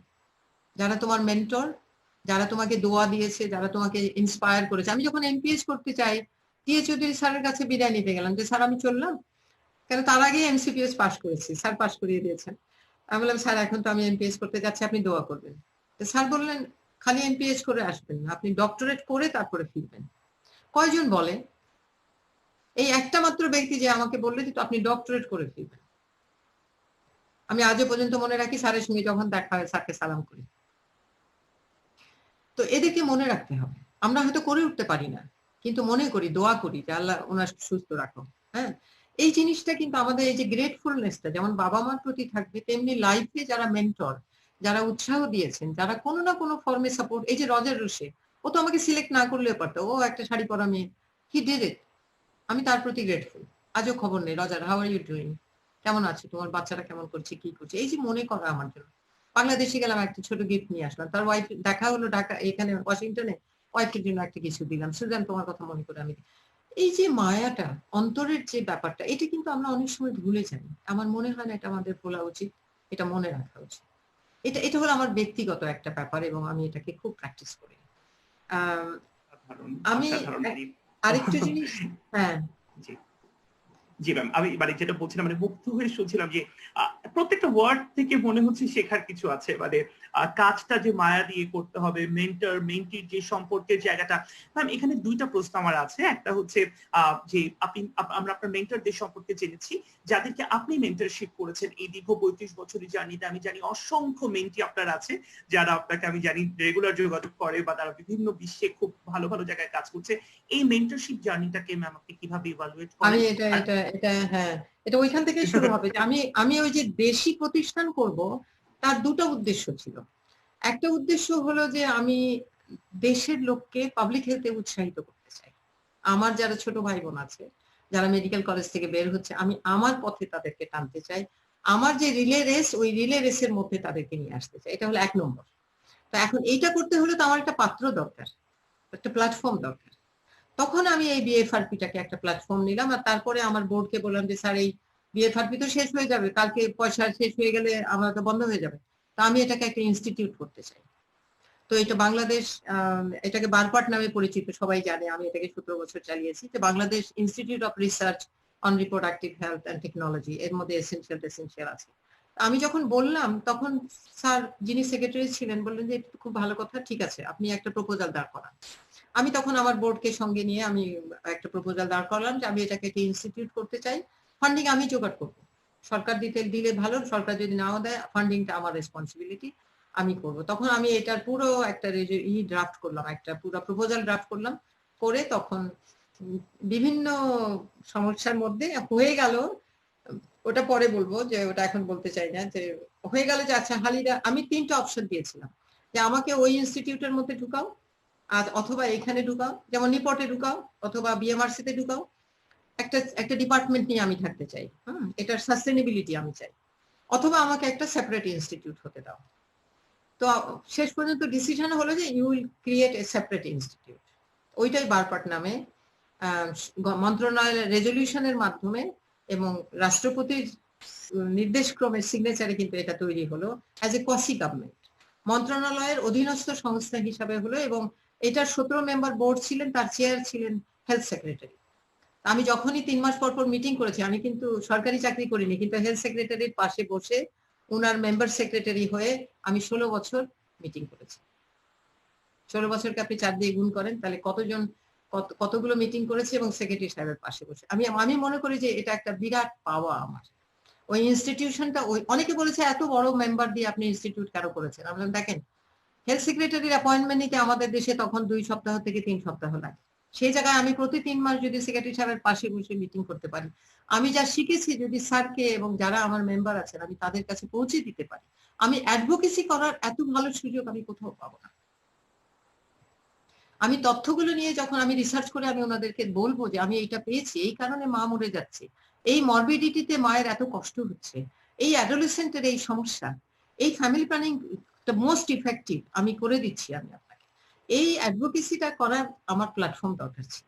সেটা বারপাটটা হলো প্ল্যাটফর্ম, এবং আমার কমিটিটা is a mentoring platform. I needed their mentorship, I needed their support.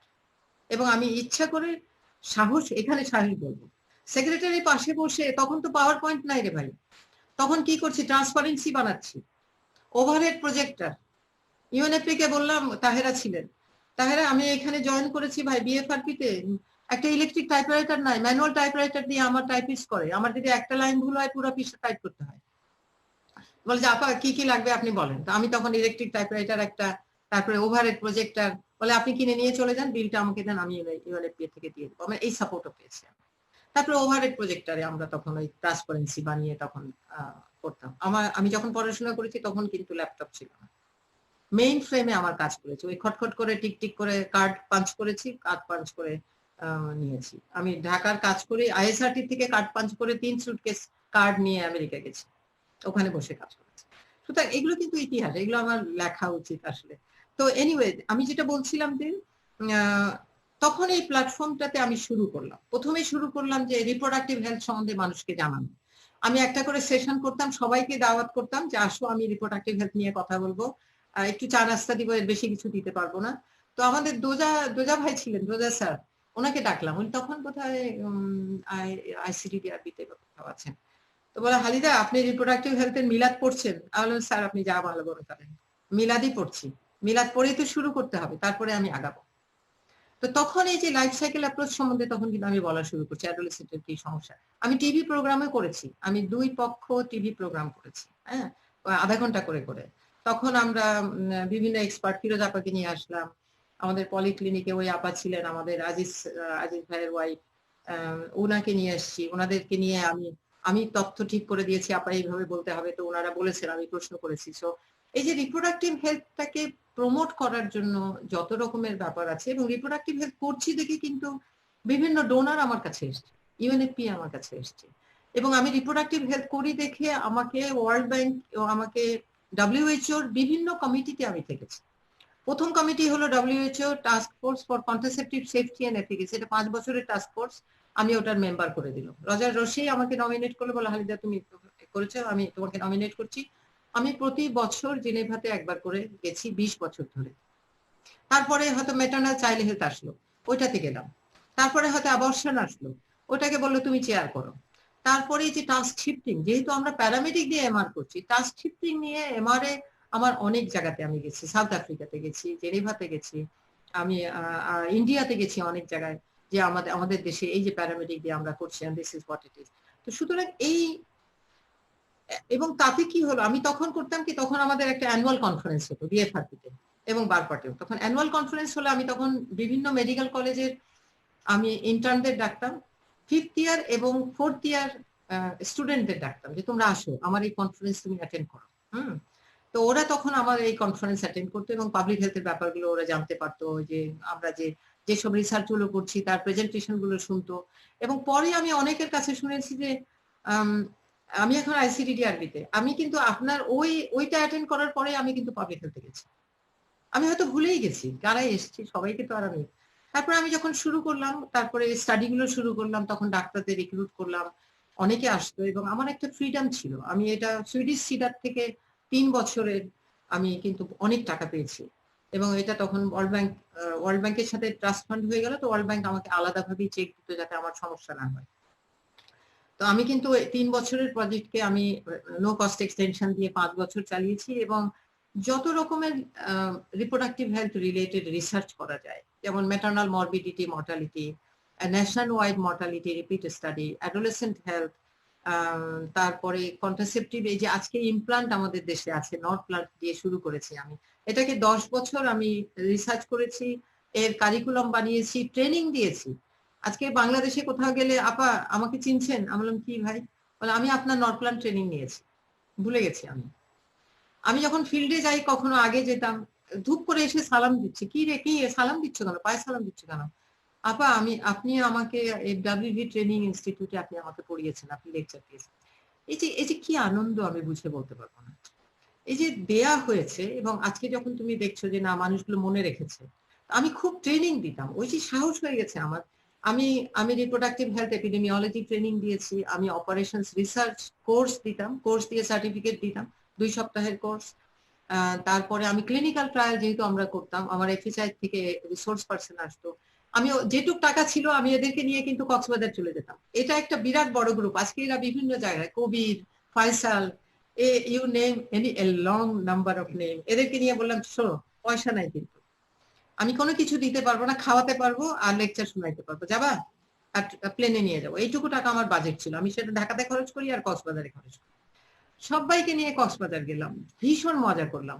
আর ওখানে তখনও তো পর্যটনের যেটা বড় প্রথমটা ছিল, নাম ভুলে যাচ্ছি, ওখানে ছিল, আমি আমার সেক্রেটারি ছিলেন মঞ্জুরুল করিম, আমি বললাম স্যার একটু আপনি আসবেন, আপনি উদ্বোধন করে দিয়ে যাবেন, আপনার যাওয়া আসার খরচ আমি দিয়ে দেবো। তো হি কেম, উনি এটা উদ্বোধন করলেন। আর আমার আজকে ডাক্তাররা যারা বিভিন্ন জায়গায় আছে, ইউএনএফপিএ বলো, ডাব্লিউএইচও বলো, অনেক জায়গায় সবাই বলবে যে ম্যাডাম আপা ওই ওই প্রথম ট্রেনিংটা ভীষণ আমাদের উজ্জীবনী, একটা সুরা পান করেছি আমরা, হ্যাঁ, ওটা এখনো মনে আছে। তো এই যে মানুষকে নিয়ে একটা জায়গায় যাওয়া, হ্যাঁ, কোনো পয়সা করে দিতে পারবো না, খাওয়াবো আর কথা শুনবো, যাবে ঠিক আছে, প্লেনের টিকিট হইচই করতে করতে প্লেনে করে গেলাম, ওটা আমার প্রথম দিকের ব্যাপার, ভীষণ আনন্দ, মজা করলাম সবাই। এই যে মানুষকে টেনে নিয়ে আসা, কাছে টেনে নিয়ে আসা এবং একটা কাজের মাধ্যমে নিয়ে আসা, তাকে শেখানোর যে উদ্দীপনাটা আমার ভেতরে, এবং তার মধ্যে যে ওই উদ্দীপনাটাকে ট্রান্সফার করা, আমরা ট্রান্সফার অফ টেকনোলজি বলি, আমি বলবো ট্রান্সফার অফ উদ্দীপনা, ট্রান্সফার অফ আরেকটা কিছু নতুন কিছু করার যে ইচ্ছাটা, এই ইচ্ছাটাকে আমি ট্রান্সফার করতে চাই, এবং আমি করেছি। তো আমি যত স্টাডি হতো সব স্টাডিতে আমি নতুন নতুন লোক নেওয়ার চেষ্টা করতাম। ইভেন যারা ফিল্ড ওয়ার্কার, ফিল্ড ইন্টারভিউয়ার, একটা ফিল্ড ইন্টারভিউয়ার আসার পর আমি বললাম তোমাকে আর আমি নেবো না, তোমাকে যে সার্টিফিকেট দিলাম এটা দিয়ে তুমি অন্য জায়গায় চাকরি খোঁজো, আমি নতুন মেয়ে ঢুকাবো, নতুন মেয়েকে আমি রিপ্রোডাক্টিভ হেলথে ট্রেনিং দিব, নতুন করে সার্টিফিকেট দিব, যাতে ও নিজের জীবনে এম্পাওয়ার্ড হতো। আমার এই সার্টিফিকেট তাকে অনেক মূল্য দিবে, দিয়েছেও। অনেকে আইসিডিডিআরবিতে গেছে, অনেকে বড় বড় প্রতিষ্ঠানে গেছে, এই যে রিপ্রোডাক্টিভ হেলথ সম্বন্ধে সে শিখেছে, ট্রেনিং নিয়েছে। ও যখন মুখ খোলে তখন মানুষ বুঝতে পারে, জিজ্ঞেস করে কোথায় ছিল তুমি। আমারই আমারই একজন কিশোর আজকে বাফেলোতে আছে, সে পিএইচডি, ও ও সে পিএইচডি করেছে, সরি, সে পিএইচডি করেছে, সে এখন ক্যান্সার ইয়েতে কাজ করছে। ওকে একবার ব্যাংককে পাঠিয়েছিলাম, ব্যাংককের একটা কনফারেন্স আছে, তুমি যাও। তখন বারপাটে চাকরি করে। তো তখন গেল, তো তখন ফিরে এসে বলছে আমরা কেমন হলো কি হলো, বলে ম্যাডাম একটা খুব মজার জিনিস, আমি যখন কমেন্ট করছি, কমেন্ট তো করলাম, তারপরে বলে কি তুমি কোথা থেকে আসছো, তুমি কোন ইনস্টিটিউশনে আসছো। মানে কমেন্টের পেছনে যে রিসার্চ ল্যাঙ্গুয়েজ এবং যে রিপ্রোডাক্টিভ হেলথ ল্যাঙ্গুয়েজ, এই ল্যাঙ্গুয়েজটাই 25 জনের মধ্যে একজন করে দেয় তোমাকে, and you learn that language।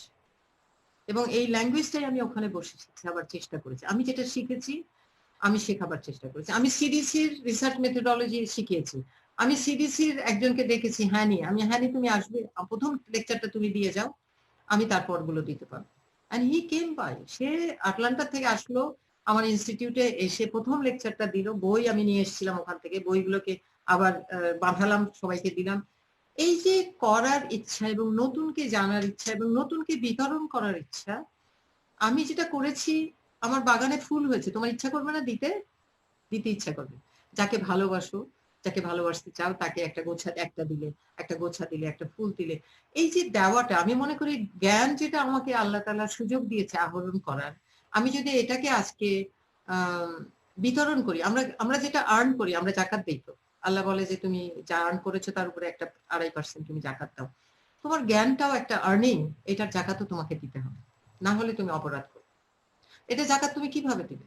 তুমি ট্রেনিং দিবে, তুমি মানুষকে সাপোর্ট করবে, তুমি মানুষকে মেন্টরিং করবে, তুমি মানুষকে শিক্ষা দিবে, তুমি মানুষকে রেফারেন্স দিবে, তুমি মানুষকে নমিনেট করবে যে এখানে একটা সুযোগ আছে, দেখো তুমি যেতে পারো কিনা। আমি অনেক অস্ট্রেলিয়া থেকে আসলো, আমি আমার লোককে পাঠালাম।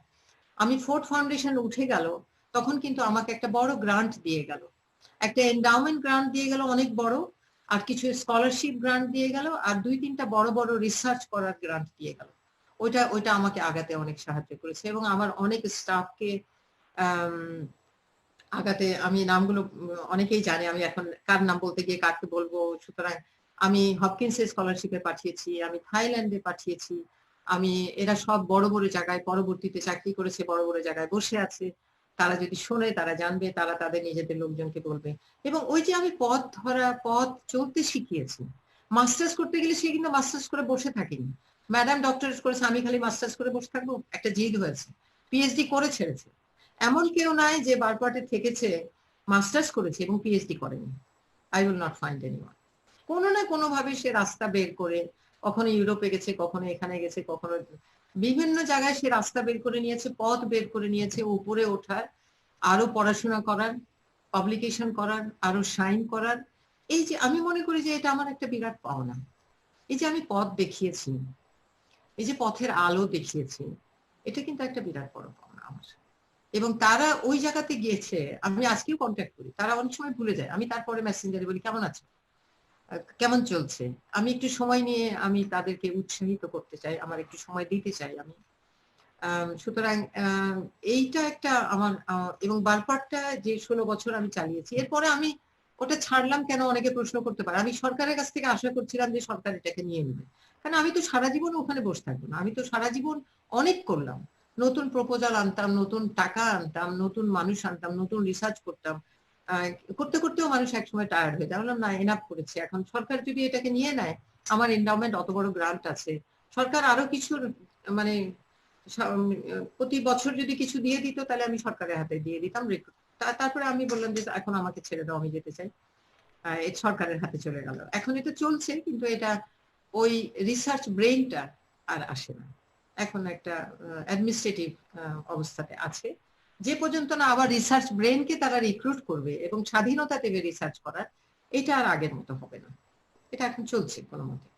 তো আমি যেটা বলতে চাচ্ছিলাম যে এই প্ল্যাটফর্মটা আমার একটা বিরাট জীবনের তৈরির একটা চ্যালেঞ্জ, তৈরি করতে পেরেছি, চালাতে পেরেছি, এবং এই প্ল্যাটফর্মটা আমাকে অনেক জায়গায় সুযোগ দেয়, এবং এটার নাম আমি রেখেছি রিপ্রোডাক্টিভ হেলথ। এখন আরেকটা জিনিস বলবো, 94-এ আমাদের কায়রো কনফারেন্স হলো, মনে আছে সবার? ICPD, international conference on population and development, বিরাট বড়। তখন থেকেই রিপ্রোডাক্টিভ হেলথ নাম সারা দেশে ছড়ালো, সারা পৃথিবীতে ছড়ালো।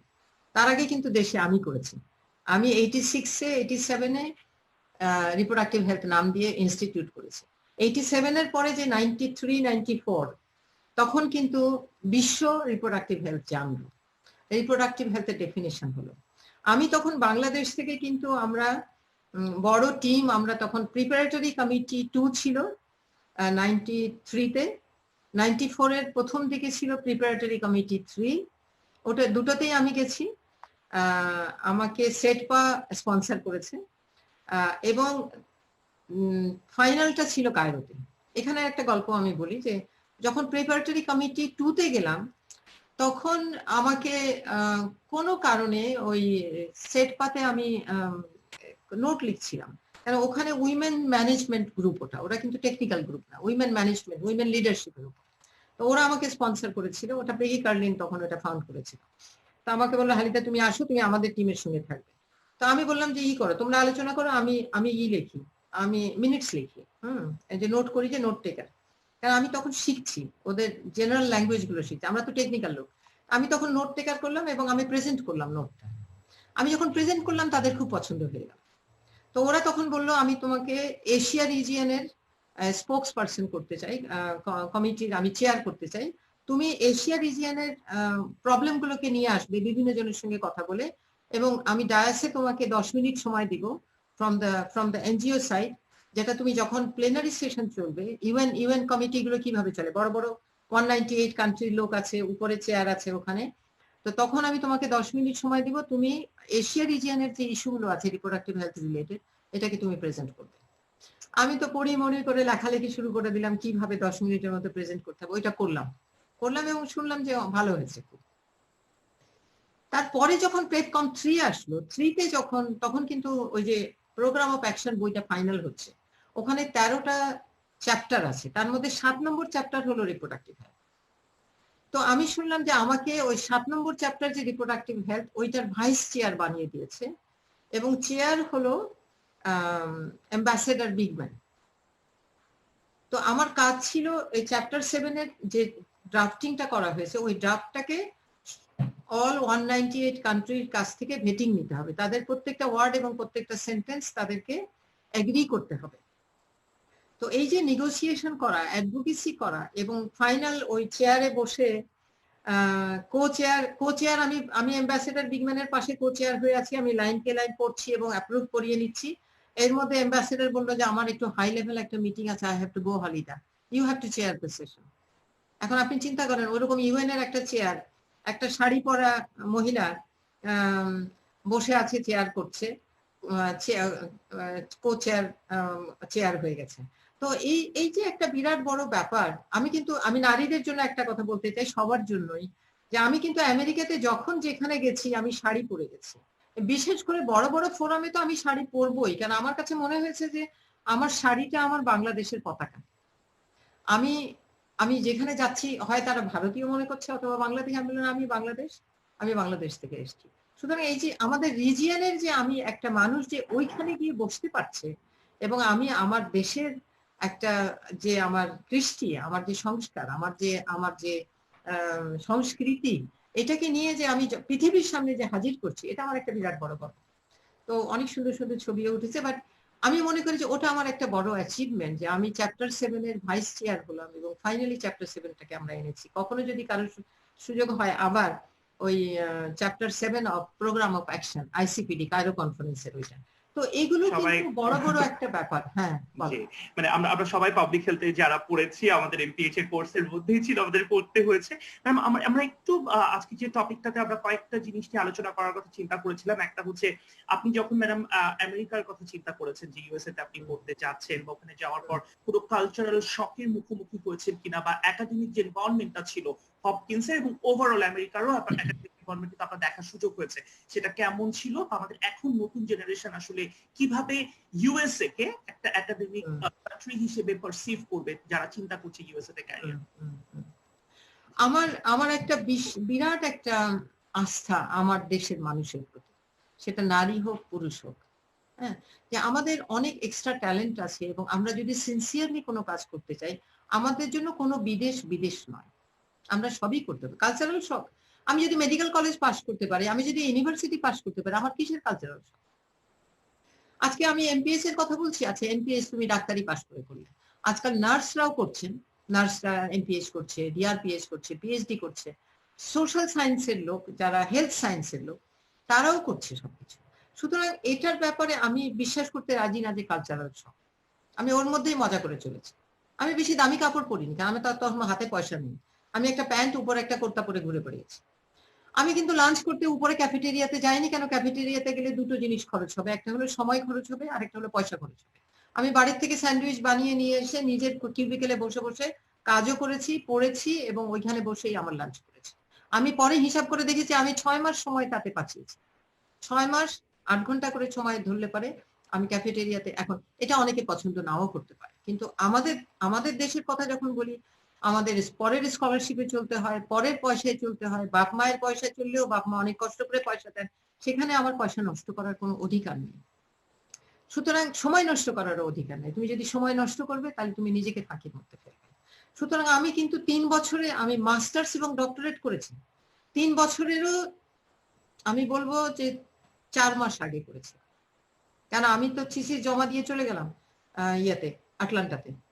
তো আমি আবারও বলি, আমি যদি পারি, আমি 2 বাচ্চা কিন্তু আমার সঙ্গে, 2 বাচ্চাকে আমি স্কুলে দিচ্ছি, ফিরে এসে স্কুল থেকে এনে ডিনার করে আবার বাসায় রেখে কোয়ার্টার পেয়ে গেলাম, যখন পিএইচডি ক্যান্ডিডেসি হয়ে গেল, কম্পাউন্ডে থাকতো, আমি আবার স্কুলে আসতাম, বিকজ আমাকে মেইন ফ্রেমে কাজ করতে হতো। আমি ঘরে বসে, কম্পিউটার ছিল না, ল্যাপটপ ছিল না, ল্যাপটপ এসছে 81 সনে, আর আমি আমি তার আগে 81, আমার গ্রাজুয়েশন হয়েছে 82 মে মাসে, কিন্তু আমার 81 সনে আমার কাজ শেষ হয়ে গেছে। সুতরাং আরেকটা বলি, আমি টাইপিং তো আমাদের দেশে তো আমাদের সময় টাইপিং শিখাতো না। আমার বাড়ির কাছে একটা হাই স্কুল ছিল, তারা ফ্রি টাইপিং শিখাবে সামার কোর্স হিসাবে। তো আমি, আলাউদ্দিন ভাই ছিলেন আইসিডি ডিআরবি, ওই ভাবি ছিলেন, আমি বললাম ভাবি চলেন আমি আর আপনি টাইপিং শিখে আসি। হাই স্কুলে গিয়ে টাইপিং শিখেছি। যিনি টাইপিং শিখাচ্ছে ও বেশি পাত্তা দিত না আমাদেরকে। আমি বললাম কেন পাত্তা দিচ্ছ না? আমি আর আপা ফার্স্ট অ্যান্ড সেকেন্ড হলাম পরীক্ষাতে। তো এই যে হাই স্কুলে গিয়ে হাই স্কুল ড্রপ আউটের জন্য টাইপিং শিখাচ্ছে, আমি ওখানে গিয়ে টাইপিং, আমি তো, আমার তো কোনো খারাপ লাগেনি, আমি তখন হপকিন্সের এমপিএইচ করা মানুষ, আমি ওইখানে গিয়ে টাইপিং, আমি দেখলাম যে আমি যদি নিজের থিসিস করি তাহলে আমাকে টাইপ করতেই হবে। তখন এই রাত জেগে জেগে খুটখুট খুটখুট করে টাইপ করতাম, কিন্তু টাইপিংটা আমি ওখানে শিখলাম। এখন আমি না দেখে টাইপ করতে পারি, আই ক্যান ডু, টাইপের ভুল ধরতে পারি সবকিছু।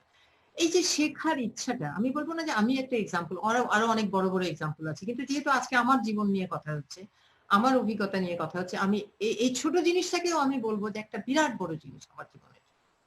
তো সুতরাং কালচারাল শখ, জেন্ডার শখ, জেন্ডার বলে কিছু নয়, জেন্ডার আছে। যখন আমি ডিসক্রিমিনেশন দেখি, যখন আমি ডিসপ্যারিটি দেখি, যখন তাকে ভুগতে দেখি, তখন কান্না পায়। কিন্তু আমি সেটা স্বীকার করতে রাজি না। আমি যে একজন মহিলা, সো হোয়াট, আমি তোমার সমান, আমি সবার সমান। ওই ওই সাহস থাকতে হবে, ওই চ্যালেঞ্জ থাকতে হবে, এবং নিজের রাইট সম্বন্ধে ভীষণ সচেতনতা থাকতে হবে। আমার কি পাওনা আমাকে দিতে হবে, তার জন্য ঝগড়া করে, মারামারি করে, পিটাপিটি করে আমার পাওনা আমাকে দিতে হবে। You can't discriminate me because I am a woman. আমার যদি এই সাহসটা না থাকে, কোনো জায়গায় পিছপা হওয়ার কোনো কারণ নেই। এই সাহস নিয়ে এগিয়ে যেতে হবে। বিদেশে কোনো কালচারাল শখ নেই, তারা তো যেমন খুশি হাঁটুর কাছে ছেঁড়া কাপড় পরে ঘুরে বেড়ায়, অর্ধেক কাপড় পরে ঘুরে বেড়ায়, তাদের তো কোনো কালচার নেই। আমার কালচার, আমি আমি আমার মতো করে আমি চলবো।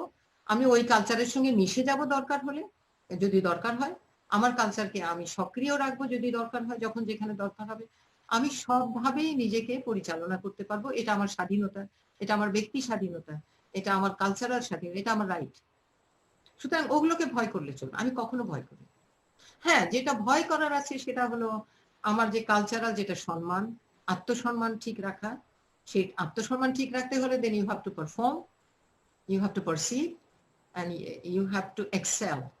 এক্সেলেন্স থেকে নিজের সম্মানটা আসে, আরেকজনের রেসপেক্ট থেকে নিজের সম্মানটা আসে। সুতরাং চ্যালেঞ্জটা ওখানে থাকবে, not what you are wearing, not how are you walking.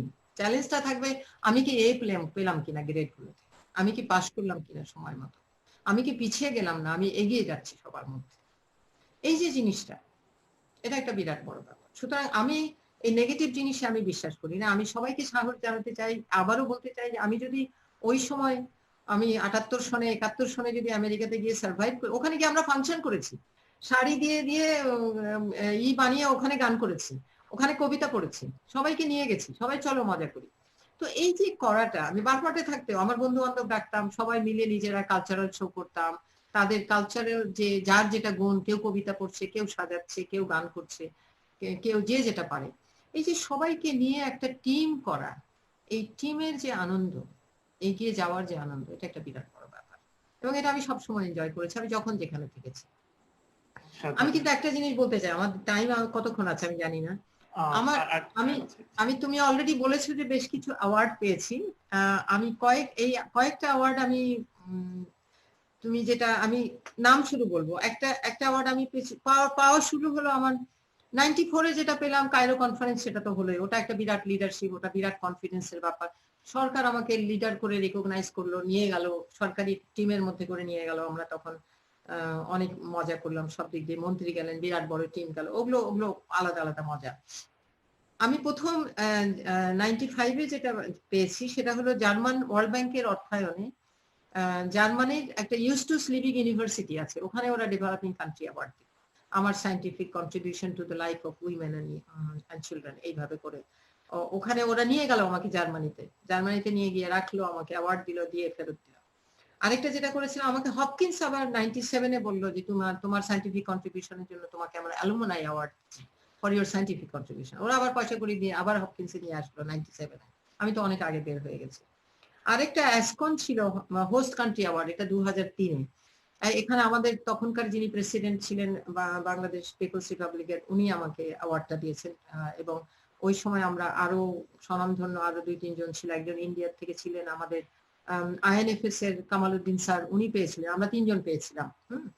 তো এই অ্যাওয়ার্ড গুলো কিন্তু একটা রেকগনিশন, কোনো সন্দেহ নেই। আমি যে তখন কিন্তু সাহস আরো বাড়ছে, আরো কন্ট্রিবিউট করার ইচ্ছা হচ্ছে যে না, কিছু করলে তো তুমি বাহাবাটা ঠিকই পাও, তুমি রেকগনিশনটা ঠিকই পাও।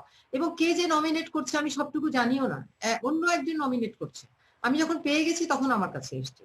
এবং ফাইনাল যেটা আমি বলবো যে এটা একটা বড় ব্যাপার, পরে আরো পেয়েছি, কিন্তু 2006-এ যে ইউনাইটেড নেশনস পপুলেশন অ্যাওয়ার্ড যেটা পেয়েছি, এটা কিন্তু বছরে ওরা দুটো করে দেয়, একটা ইনস্টিটিউশনকে আর একটা ইন্ডিভিজুয়ালকে দেয়। আমি তখন এই ইন্ডিভিজুয়াল ক্যাটাগরির লরিয়েট হিসাবে পেলাম। এবং ইন্ডিভিজুয়াল হিসাবে, এবং এখন চিন্তা করেন, কম্পিটিটর তো সারা পৃথিবী, 27 জন নমিনেশন হয়েছিল, তার মধ্যে হালিমা খানম একজন পেল আর একটা ইনস্টিটিউশন। আমি যখন পরে একজনকে জিজ্ঞেস করলাম যে দেখো আমি কেমন করে পেলাম, আমি কিন্তু আরেকজনের নাম জানি, আমার খুব টাই ছিল একেবারে, তিনি আমেরিকান, তিনি সিডিসির এটা সেটা, তার অলরেডি পার্টি হবে ঠিক হয়ে গেছে।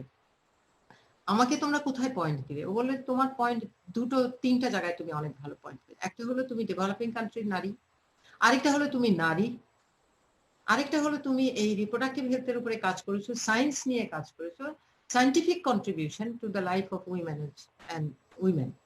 তো এই 3টা জায়গায় তোমার কিন্তু পয়েন্ট বেশি হয়ে গেছে। তো এই 3টা জায়গায় আমার যদি পয়েন্ট বেশি হয়, আমার দেশের যে কোনো নারী এই পয়েন্টের থেকেও বেশি পেতে। তো এগুলো কিন্তু আমার জীবনের মাইলস্টোন, কিন্তু এটা প্রুফ করে যে আমরা সবাই পেতে পারি, এবং আমরা যখন করব আমাদের চোখ নাক কান খোলা রাখতে হবে, আমাদেরকে অপরচুনিটি নিতে হবে। আমি কিন্তু এগুলো অপরচুনিটি নিই। ইউএন পপুলেশন অ্যাওয়ার্ডে আমি জানি না, আমি একটা অর্গানাইজেশন পাথের আমি চেয়ার ছিলাম, ওরা আমাকে না জানিয়েই আমার নাম নমিনেট করেছে। যখন আমি পেয়ে গেছি তখন আমাকে বলছে যে আমরা তোমাকে নমিনেট করেছিলাম। বিরাট একটা বড় ব্যাপার। তো আমি আবার কয়েকটা বড় অর্গানাইজেশনের বোর্ডে ছিলাম, তুমি বলেছো যে এফএচআই এর বোর্ডে ছিলাম 14 বছর। পাথের বোর্ডে ছিলাম 9 বছর, তার মধ্যে 5 বছর চেয়ার ছিলাম। তো এই যে অপরচুনিটি গুলো, এগুলো কিন্তু বিরাট একটা অপরচুনিটি। এবং আমি বলবো যে হতে পারে যে আমি একটা ইউনিক এরিয়া নিয়েছি, খুব রাইট টাইমে রাইট সাবজেক্ট নিয়েছি, কিন্তু ওইটার কিন্তু ভীষণ প্রয়োজন ছিল এবং পৃথিবী কিন্তু ওই দিকেই ধাবিত হলো। সুতরাং এই যে আমার আন্ডারস্ট্যান্ডিং এবং আমার সুযোগ বোঝার, জানার, নারী সম্বন্ধে জানা, নারীর জীবন সম্বন্ধে, একটা ফ্যামিলি সম্বন্ধে জানা, একটা ফ্যামিলিকে সুস্থ করা, এই ব্যাপারগুলো। আর এই লার্নিং গুলো আমার কাজে লেগেছে। আমি যখন এপিএবি তে আমি আবার ডাইরেক্টর জেনারেল হলাম, আমি কিন্তু রিসার্চ থেকে পরে প্রোগ্রামে চলে আসলাম।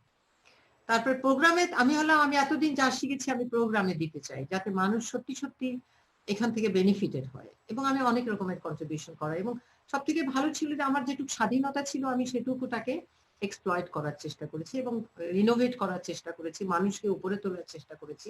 ওদের যে ফিল্ড ওয়ার্কার ছিল, ফিল্ড ওয়ার্কারকে ওরা ভলান্টিয়ার বলতো, কোনো নাম ছিল না।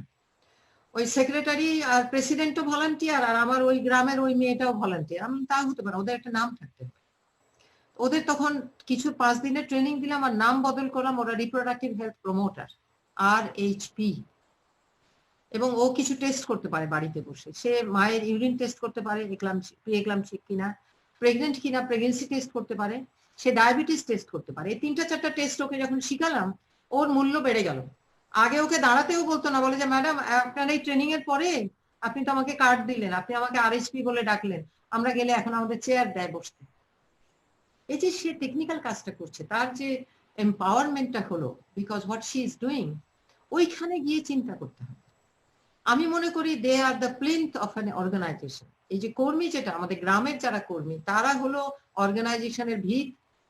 তাদেরকে যদি আমি স্ট্রেংথেন না করি, তেমনি সূর্যের হাসির মধ্যেও যারা আছে, সূর্যের হাসির ওদেরকে আমরা কি বলছি, RHP বলছি, ও এরাও এরাও CSP বলি এদেরকে, সূর্যের হাসির গুলো কমিউনিটি সার্ভিস প্রোভাইডার। এরাও কিন্তু, এদেরকেও তুলতে হবে উপরে। সুতরাং এই যারা প্লিন্থ লেভেলে কাজ করছে, যারা অর্গানাইজেশনের ভিত, এদের এম্পাওয়ারমেন্ট না করলে অর্গানাইজেশন উপরে উঠবে না। তো আমি এগুলো শিখেছি এবং এগুলো আমি প্র্যাকটিস করেছি, যুদ্ধ করে হয়েও আমি করেছি, এদেরকে এম্পাওয়ার করার চেষ্টা করেছি। ম্যাম, আমরা মোটামুটি শেষের দিকেই চলে এসেছি।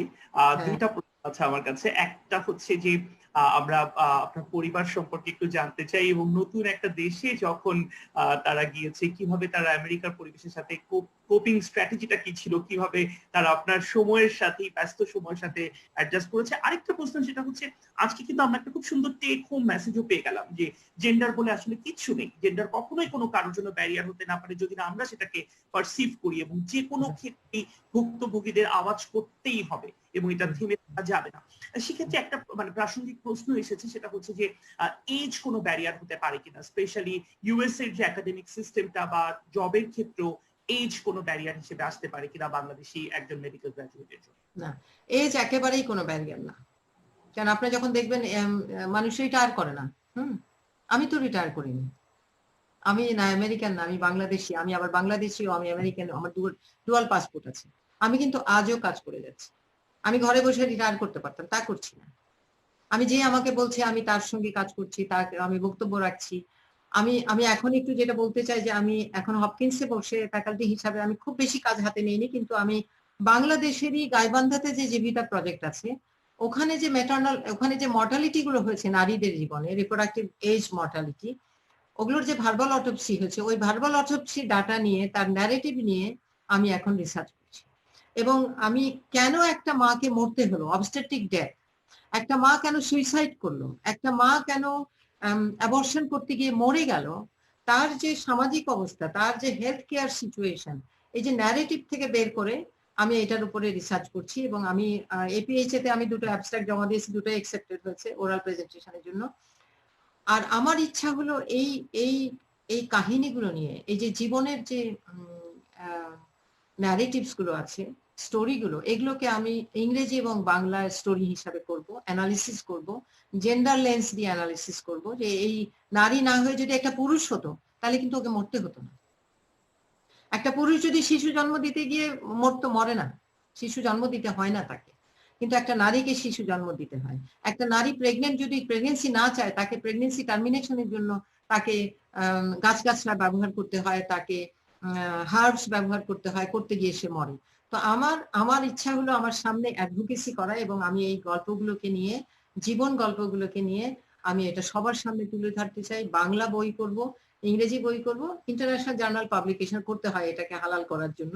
এটা এটা আমাদের নিয়ম, ইউনিভার্সিটি নিয়ম আছে, এটা রিকোয়ারমেন্ট, তো এটা আমি করব এবং আমি অনেকখানি এগিয়ে গেছি। আমি একটা জিনিস বলতে চাই বারবার, যে আমরা যখন পাবলিক হেলথ দেখছি, পাবলিক হেলথের একটা বড়, এবং আজকে আপনারা দেখছেন সারা বিশ্বে এবং আমেরিকাতে বিশেষ করে, এই যে ডিসপ্যারিটি, এই যে বৈষম্য, নারী পুরুষের বৈষম্য, গরিব বড়লোকের বৈষম্য, বর্ণের বৈষম্য, কৃষ্ণাঙ্গ, তারপরে অন্য বর্ণের মানুষ, অন্য যার যার কোনো বর্ণহীন যে বৈষম্য, এই বৈষম্যটা কিন্তু পাবলিক হেলথের একটা বড় মাপকাঠি, চাবিকাঠি। আমি যেখানেই বৈষম্য দেখব, আমার পাবলিক হেলথের উদ্দেশ্য হলো বৈষম্যটাকে কমিয়ে নিয়ে আসতে হবে। বৈষম্যের জন্য কিন্তু মৃত্যু বেশি হচ্ছে, সাফারিংস বেশি হচ্ছে, মরবিডিটি বেশি হচ্ছে, এই যে মানুষে মানুষে যে দ্বন্দ্ব, এই দ্বন্দ্বগুলো বেশি হচ্ছে। এটাকে কমিয়ে নিয়ে আসার জন্য যা যা করতে হবে সবটুকুই পাবলিক হেলথের আওতার মধ্যে পড়ে। অ্যাডভোকেসি থেকে শুরু করে বিহেভিয়ার চেঞ্জ কমিউনিকেশন, রিসার্চ, তথ্য, সবকিছু এর এর স্কোপ এত বড় যে আপনি যা করবেন তাই স্কোপের মধ্যে আসবে। তো আমি আমি আমার আমার সংসার সম্বন্ধে বলতে চাচ্ছি, আপনি জানতে চেয়েছেন, যে বলতে গিয়ে আমার ইমোশনে চলে যায়। আমার দুটো কন্যা, আমি ভেরি প্রাউড অফ দ্যাম। দুজনেই, আমি আমি যখন প্রথমবার আমেরিকা আসলাম, একটাকে তো রেখে এসেছি, দ্বিতীয়টা হয়েছে পরে। আমি যখন পড়তে আসলাম তখন একটা 4 বছর, একটা 10 বছর। তো 4 বছরটাকে নার্সারি শুরু করলো, এবং তাদের অনেক সৌভাগ্য যে তারা হপকিন্সের নার্সারি দিয়ে শুরু করেছে ছোটটা, আর বড়টা প্রাইমারি স্কুলে গেছে। আমি যখন আটলান্টাতে গেলাম, তখন আটলান্টাতে তারা, ভিক্টোরিয়া স্টেটে আমরা ছিলাম, ওখানকার one of the best school, Emory Emory এলাকাতে ছিলাম, এমরি ইউনিভার্সিটি, বেস্ট স্কুলে। ওরা জিজ্ঞেস করতো তুমি এই স্কুলে ভর্তি হয়েছো কেমন করে? তো তখন ওরা বলতো যে আমরা এই এরিয়াতে থাকি, এবং আমার ডিরেক্টরের পাশেই উনি আমাকে একটা প্রফেসর অফ এমরি ইউনিভার্সিটি, ওনার ওয়াইফের সঙ্গে আমরা ছিলাম, যার বরাতে আমাদের মেয়েরা। তো মেয়েরা ভালো স্কুলে গেছে, তারা নিজের সম্বন্ধে সচেতন, তারা যখন যেটা নাচ শিখেছে, নাচ করেছে, গান গান গান শিখে গেছে বাংলাদেশ থেকে, ওখানে গান করেছে, নিজের কালচারটা ঠিকই রেখেছে, এবং দুজনেই পড়াশোনা করেছে। ছোটটা, বড়টা ম্যারিল্যান্ড ইউনিভার্সিটি থেকে সাইকোলজিতে করেছে, কিন্তু ও এখন একটা অ্যানথেম বলে হেলথ ইন্স্যুরেন্স কোম্পানি, ওটার একটা ইউনিটের সে ম্যানেজার। আর ছোটটা আমার সঙ্গে দেশে গেল ঠিকই, স্কলাস্টিকেতে পড়াশোনা করলো, করে ওখান থেকে অ্যাপ্লাই করলো, এমআইটি তে চান্স পেলো। ও এখানে বস্টনে এমআইটি তে ও ইলেকট্রিক্যাল ইঞ্জিনিয়ারিং কম্পিউটার সায়েন্স একবারেই বিএসএমএস করে সে বের হয়েছে, এবং এখন ডিজিটাল হেলথে কাজ করে। সে একজন ডিজিটাল হেলথ এক্সপার্ট, যদিও সে ইলেকট্রনিকের মানুষ, কিন্তু সে হেলথ এরিয়াতে কাজ করে, এবং সে ভাইস প্রেসিডেন্ট লেভেলে চাকরি করছে। তারা দুজনেই দে আর ডুইং ভেরি ওয়েল, দুজনেই অ্যাকমপ্লিশ, দুজনেই সংসার আছে, প্রফেশন আছে, আর দুজনেই আমার একটা করে নাতনি আছে। আমি বললাম দেখো, এই নাতনি কিন্তু আমার রিপ্রেজেন্টেটিভ, আল্লাহ তাআলা এই জন্য দিয়েছে, আমার থেকে ওদেরকে বড় হবার সুযোগ দেবে এবং আরো বড় করবে। So I am the lowest point, যেখানে যেটা মিনিমাম অ্যাকোয়ার করতে হবে, এরপরে কিন্তু ওরা করবে, and they are the challenges in your life. তো ওরা একজন নিউ ইয়র্কে থাকে বড়টা, আর ছোটটা থাকে সান ফ্রান্সিসকোতে। তো এই দুজনই আমার আমার আমি সবসময় মনে করি যে আমি খুব সৌভাগ্য, আমার খুবই সৌভাগ্য যে আমার দুটো মেয়ে হয়েছে, তাদেরকে আমি একটা উদাহরণস্বরূপ বড় করতে চাই, তৈরি করতে চাই, এবং Allah has help me to do that. তারা they are doing very well, করছে তারা, বা নিজের বাড়ি আছে, বিয়ের আগে বাড়ি কিনেছে, এরকম মজার মজার জিনিস সব, ওই ওই চ্যালেঞ্জ গুলো ওদের মধ্যে আছে, এবং তারা করতে পারছে যতখানি আমার সাপোর্ট করার। তারা নিজেরাই অনেক অনেক গুণী ব্যক্তি। আমি একটা জিনিস, তোমার যদি প্রশ্ন থাকে বলো, তারপর আমি আমি শেষ করতে। জি, আমাদের এখানে ম্যাডাম একটা প্রশ্ন, সেটা যেটা মানে আজকের ইস্যুটার মধ্যে ছিল যে ইউএসএ তে চ্যালেঞ্জ কি, আমরা মোটামুটি আসলে সবকিছুরই আনসার পেয়ে গেছি, কারণ আপনার জার্নিটা এত ফ্যাসিনেটিং যে এখান থেকেই আমরা চ্যালেঞ্জটাও আইডেন্টিফাই করতে পারছি, বা ইচ্ছা শক্তির জোরটা বা কালচারটাকে আমরা কিভাবে পারসিভ করবো, প্রত্যেকটা উত্তরই আমরা পেয়েছি। একটা প্রশ্ন ছিল যে যারা মেডিকেল গ্র্যাজুয়েট বাংলাদেশে, ক্লিনিক্যাল নাকি পাবলিক হেলথ, ইউএসএ তে ক্যারিয়ারের জন্য কোনটা অ্যাপ্রোপ্রিয়েট হবে বাংলাদেশ থেকে গেলে? সো এটা যদি ম্যাডাম আপনার এক্সপেরিয়েন্সের থেকে আপনি যদি কিছু আমার আমার এটা বায়াস হতে পারে, বাট আমি যখন দেখছি, আমার বন্ধু বান্ধব এদেরকে যখন দেখছি, ক্লিনিক্যাল সাইডটা একটু টিডিয়াস, কিন্তু হ্যাঁ, ইউএসএমএলই দিতে হবে, অনেক পড়াশোনা করতে হবে। আমাদের দেশের পড়াশোনা, এদের দেশের এক্সপেকটেশন অফ পড়াশোনার রেঞ্জ অনেক। আমি দেখি যে অনেকে স্ট্রাগল করে, অনেকে আমাদের সময় ওই 75 পেতে হবে, 73-এই আটকাচ্ছে, 3 বার 4 বার 5 বার, আর 75 পর্যন্ত যেতে পারছে না। তো এখনো আমি জানি যে অনেক আছে, কিছু ডিসক্রিমিনেশন আছে কিনা আমি জানি না। কেন একটা সময় আমরা শুনেছিলাম যে এখন আমার খুব কাছের মানুষই ইমার্জেন্সি ডক্টর, খুব কাছের মানুষই মেডিসিন। আমার ক্লাস, আমরা এই যে Bangladesh medical association of north America, এখানে যারা আছে তারা সবাই বড় বড় ক্লিনিক্যাল সাইডে আছেন। সুতরাং আমি বলবো না যে কোনো ডিসক্রিমিনেশন আছে যে ডেভেলপিং কান্ট্রি থেকে আসলে এই সাবজেক্টে তুমি যেতে পারবে না, এই সাবজেক্ট তুমি যদি এক্সেল করতে পারো, তুমি যদি ভালো করতে পারো পরীক্ষায়, ডেফিনেটলি তুমি যেতে পারবে, অপরচুনিটি অনেকখানি আছে। কিন্তু মানুষের নিজস্ব পারিবারিক অবস্থা বা সিচুয়েশনে মানুষ হয়তো সাবজেক্ট পছন্দ করে অন্যরকম, হ্যাঁ, কিন্তু আমার মনে হয় যে অপরচুনিটি আছে।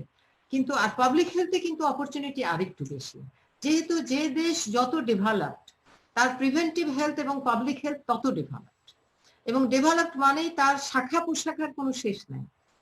আমি এটা কথা বলতে গিয়ে যেগুলো রিভিউ করছিলাম, তার সে কোথায় না ঢুকতে পারে, সে স্টেট গভর্নমেন্টে ঢুকতে পারে, সে কাউন্সিলিং এ ঢুকতে পারে, সে আদার যে পেইন থেরাপি, ফিজিওথেরাপি, কত রকমের স্পেশালাইজেশন আছে এবং সবগুলোই সম্মানজনক।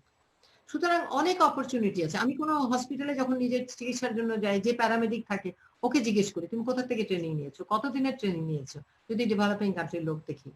তো আমরা যদি যারা এমবিবিএস না, তারা যদি মনে করেন হেলথ সায়েন্সের লোক, তারা যদি এইসব টেকনিক্যাল দিকেও যেতে চান, তারা যেতে পারে, টেকনিক্যাল লাইনেও স্পেশালিস্ট হিসাবে তারা চলে যেতে পারে।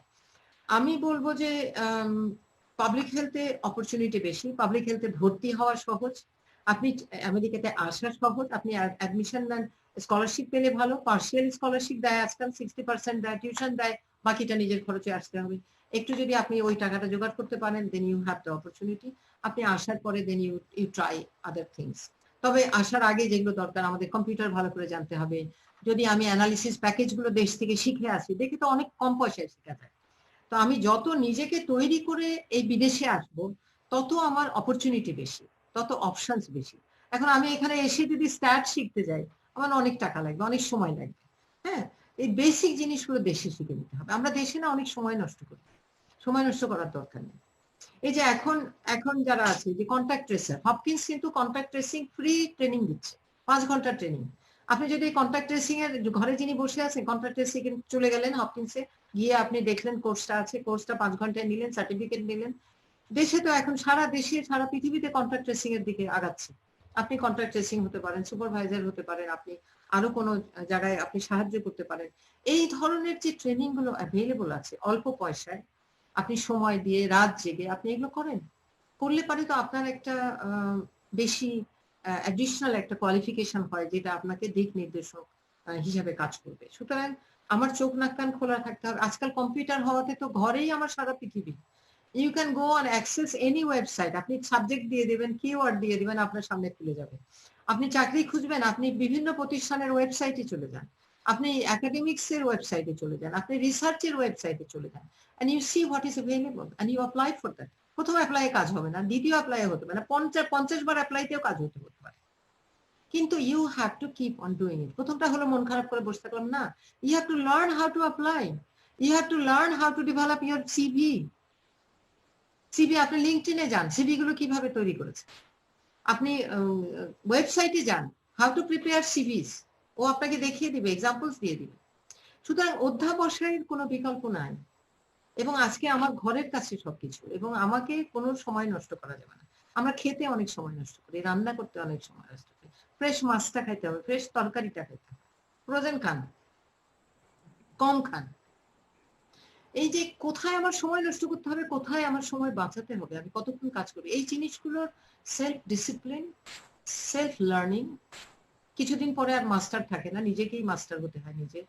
এই জিনিসগুলো আমার ভেতর থেকে আসতে হবে, ভেতর থেকে শিখতে হবে। আমার সবার জন্য দোয়া থাকবে, কিন্তু সবার জন্য উৎসাহ যেটা আমি দিব, যে নিজেকে তৈরি করার, নিজের যে মইটা আছে, মইয়ের একটা একটা করে সিঁড়ি উপরে উঠতে হলে কি কি করতে হবে, নিজেকেই খুঁজে বের করতে হবে। আজ সব বিদ্যা বুদ্ধি আপনার কাছে, সময় নষ্ট করা যাবে না। So much ma'am. আমি দুইটা কমেন্ট বলতে চাই আমাদের দর্শকরা করেছে। সেজুতি দীপান্বিতা উনি বলেছেন, your thoughts are very graceful, thanks for your inspiration, I am feeling so blessed to hear your life story. Thank you so much Dipanwita. আর হালিমা জানিয়েছে you have done great ma'am, এবং হালিমা বেশ অনেকক্ষণ থেকেই আসলে খুব সুন্দর যে ইন্সপিরেশনটা সে পাচ্ছে সেটা সে এক্সপ্রেস করেছে। আর অনেক কমেন্ট এসেছে, কিন্তু আমি স্পেসিফিক দুইটা আপনাকে জানাতে চাইলাম যে সবাই আসলে অ্যাপ্রিসিয়েট করছে, জানতে পারছে আপনার সম্পর্কে। ম্যাম আমরা শেষ করব, কিন্তু আপনার কাছে লাস্ট প্রশ্ন যেটা করতে চাই সেটা আসলে ঠিক ইউএস বা ইউকে পার্সপেক্টিভ থেকে না, সেটা হচ্ছে ওয়ার্ক লাইফ এবং ফ্যামিলি লাইফের যে ব্যালেন্সটা, এটা আপনি কিভাবে করেছেন, স্ট্র্যাটেজিটা কি ছিল? কারণ এটা শুধু নারী হিসেবে না, একটা প্রফেশনাল, পাবলিক হেলথ প্রফেশনাল হিসেবেও কিন্তু এটা অত্যন্ত গুরুত্বপূর্ণ, এই ব্যালেন্স করাটা। এটা আপনি কিভাবে করেছেন? ব্যালেন্সটা একটা খুব ইম্পর্টেন্ট ব্যাপার, এবং নিঃসন্দেহে আপনার পরিবারে আপনার স্বামীর সহযোগিতা দরকার, আপনার যারা গার্জিয়ান আছেন তাদের সহযোগিতা দরকার আছে। অনেক রকম অবস্থার মধ্যে দিয়ে আমাদের যেতে হয়, কিন্তু সবকিছুকে ম্যানেজ করা কঠিন, কিন্তু আবার কঠিনও না। আপনি নিজে যদি একটা মানুষ হন যাকে সবাই ভালোবাসবে, আপনি নিজেকে পরিবর্তন করা সহজ অন্যকে পরিবর্তন করার থেকে। তো আপনার এনভায়রনমেন্ট অনুযায়ী আপনি যদি নিজেকে একটা মানুষ তৈরি করেন যেখানে আপনি সবার সহযোগিতা পাবেন, এরকম একটা এনভায়রনমেন্ট তৈরি করতে হবে। এবং স্বামীর যেটা দরকার ওটা ওকে দিলেন, আপনার যেটা দরকার ওটা ওকে দিলেন, আপনি সন্তানদের যেটা দরকার আছে সেটাও করতে হবে, কোনো সন্দেহ নাই। এবং নিজেকে এই ব্যাপারে খুবই এফিশিয়েন্ট হতে হবে। আমি ঠিক এই ব্যাপারে আলাদা করে কি বলবো আমি জানি না, কিন্তু ওই সিচুয়েশন গুলোতে আপনার নিজেকে তৈরি করা, নিজেকে মোল্ড করা, নিজেকে ফ্লেক্সিবল করা, এবং মানুষের সঙ্গে খুব ভালো সম্পর্ক রাখা, ব্যবহার করা, যাতে আপনি তাদের সহযোগিতা পেতে পারেন আপনার প্রয়োজনে। কিছুটা স্বার্থপর হওয়া ইন এ ওয়ে যে আপনার সময় নিয়ে, আপনার নিষ্ঠা নিয়ে, আপনার অন্য মানুষকে আপনি যখন দিবেন তখন সে কিন্তু আপনাকেও দেবে। এই যে গিভ অ্যান্ড টেক এর ব্যাপারটা, আমরা অনেক সময় বেশি স্বার্থপর হয়ে যায়, আমরা অন্যের যে জিনিসটাকে কনসিডার করি না। আমাকে একটা মানুষকে সম্মান করতে হবে। আমার বিরোধিতা কেন করবে? যখন আমি তাকে রেসপেক্ট করব না তখন। আমাকে কেন সে সহায়তা করবে না? যখন আমি তাকে সহায়তা করব না তখন। সুতরাং এই যে একটা এনভায়রনমেন্ট, এই যে একটা পরিস্থিতি, যে আমি সবার এনভায়রনমেন্ট তো একরকম হয় না, কিন্তু আমি আমার জীবনে কিন্তু আমি বাচ্চাকে ফেলে চলে গেলাম। আমার 4 মাসের বাচ্চাকে রেখে আমি সিঙ্গাপুর গেছি, আমি 4 মাস থেকে এসেছি। এর মধ্যে আমাদের শেখ মুজিবের মৃত্যু হলো, জাতির পিতা। আমি আবার আরো 15 দিন থেকে গেলাম, আটকে গেলাম। দেশে বন্ধ, গাড়ি ঘোড়া সব বন্ধ, প্লেন বন্ধ। আবার 15 দিন দেরি করে আসলো। ওই সময় যে আমার সন্তানটাকে দেখেছে, আমি তার প্রতি গ্রেটফুল থাকবো না? দেখতে পেরেছে তারা। সুতরাং আপনি যখন প্রফেশনাল হবেন, আপনার পরিবারের লোকের কিছুটা কষ্ট হবে, কিন্তু ওটা আপনাকে ম্যানেজ করতে হবে। ওটা আপনাকে মানুষ দিয়ে, মানুষের সহযোগিতা নিয়ে, সবার সঙ্গে, যার জন্য হয় কি আমাদেরকে সবার সঙ্গে খুব ভালো ব্যবহার করতে হয়, যাতে আমার কখন প্রয়োজন আমি যেন তাদের সহযোগিতাটা পাই। নিজেকে সুন্দর একটা মানুষ হিসাবে তৈরি করা, এটা আপনি কর্মক্ষেত্রে বলেন, নিজের পরিবারের ক্ষেত্রে বলেন, আপনি যেখানে পড়াশোনা করছেন সেখানে বলেন, এই যে নিজেকে একটা সুন্দর একটা মানুষ হিসাবে তৈরি করা, এটা একটা বিরাট একটা প্রয়োজন, আমি বলবো প্রয়োজন এবং দরকার। এবং আমি মনে করি যে এটা আমাদের জন্য as a human person, as a human being আমাদের এটা করা উচিত। না হলে আমরা এগিয়ে যেতে পারবো, আমার পথটা পিচ্ছিল হবে না, পথটা অনেক বেশি কষ্টের হবে। তো এটা ভীষণ দরকার। এটা আল্লাহ তাআলা আমাদের সব ধর্মে বলে যে তুমি একটা ভালো মানুষ হও, তুমি একটা সুন্দর মানুষ হও, এবং এটা তুমি অন্যকে ট্রান্সমিট করো। তুমি একটা এক্সাম্পল যখন হবে, তুমি একটা সাকসেসফুল মানুষ যখন হবে, তখন কিন্তু তোমাকে তাকিয়ে তাকিয়ে দেখবে মানুষ, তুমি কিভাবে কথা বলছো, তুমি কি করছো, কিভাবে তুমি দিচ্ছ, কিভাবে তুমি নিচ্ছ। প্রত্যেকটা জিনিস কিন্তু তখন মানুষের সামনে দাঁড়িয়ে থাকে, তখন চ্যালেঞ্জটা কিন্তু আরো বড় হয়, এবং নিজেকে আরেকটু প্রস্তুত করার ইন্সপিরেশন পাই আমরা। অনেক ধন্যবাদ ম্যাম। আসলে একজন গবেষক বা একজন জনস্বাস্থ্য বিশেষজ্ঞ ডক্টর হালিদা হানমের প্রতি যে রেসপেক্টটা ছিল, আজকে ব্যক্তি হালিদা ম্যামকে জানার পর আমার মনে হয় যে সেটা ডাবল না, এটা 100 গুণ বেড়ে গেছে। কারণ কি অসাধারণ ভাবে আমার মনে হয় এই লাস্ট 1 ঘন্টা 21 মিনিটে, বা আমি নিজে যতটুকু আলোকিত হয়েছি, আমার মনে হয় না যে এটা অন্য কারোর পক্ষে সম্ভব ছিল। আমার মনে হয় প্রতিটা ওয়ার্ড আজকে আমার মনে থাকবে সারা জীবন। থ্যাংক ইউ সো আমি মাচ। আমি একজনের কথা বলতে ভুলে গেছি, সেটা হলো যে যার সহযোগিতা আমি সব থেকে বেশি পেয়েছি, সেটা হলো আমার হাজবেন্ড গোলাম ফরিদ উদ্দিন আক্তার। ও কিন্তু ডাক্তার না, ও ইঞ্জিনিয়ার। হ্যাঁ, ও সিভিল ইঞ্জিনিয়ার, কিন্তু ওর সহযোগিতা না পেলে কিন্তু আমি এত দূর আগাতে পারতাম না। ও যদি আমাকে বাধা দিত তাহলে কিন্তু আমি পারতাম না। এবং আমার শ্বশুরবাড়ির ফ্যামিলি, আমার মা বাবার ফ্যামিলি, মানে সবাই সবাই মিলে যে আমার জন্য যে প্ল্যাটফর্মটা তৈরি করেছে বা যে সহযোগিতাটা পেয়েছি, এটা ছাড়া কিন্তু এগিয়ে যাওয়ার, যেটা আমি আগেও বলেছি, আমি হয়তো স্পেসিফিক নাম বলিনি, কিন্তু প্রত্যেকটা মানুষের সহযোগিতা ছাড়া একটা মানুষ এগিয়ে যেতে পারে না। সুতরাং আমাদের আমাদের সবাইকে একটা সুন্দর মানুষ হিসাবে নিজেকে তৈরি করতে হবে। Thank you. মানে একজন সফল নারীর পেছনে একজন সাপোর্টিভ হাজবেন্ডও থাকে, এটা কিন্তু আজকে একটা অনেক বড় ট্যাগলাইন, এবং একজন হাজবেন্ড হিসেবে আমার মনে হয় এটা আমার জন্য অনুপ্রেরণা যে আমাকে ঠিক একই রকম ভাবে সাপোর্ট দিতে হবে আমার সহধর্মিণীকে। Thank you very much ma'am. আমি আমি সবার থেকে বিদায় নিচ্ছি, অ্যাক্সেস মেডিকেল স্কুলের পক্ষ থেকে আপনাকে ধন্যবাদ জানাচ্ছি, কিন্তু আমি অনুরোধ করব যারা শুনছেন তাদের উদ্দেশ্যে ছোট্ট করে কিছু বলার জন্য। অনেক ধন্যবাদ, খুবই ভালো লাগলো আমি এটা বলতে পেরে, এবং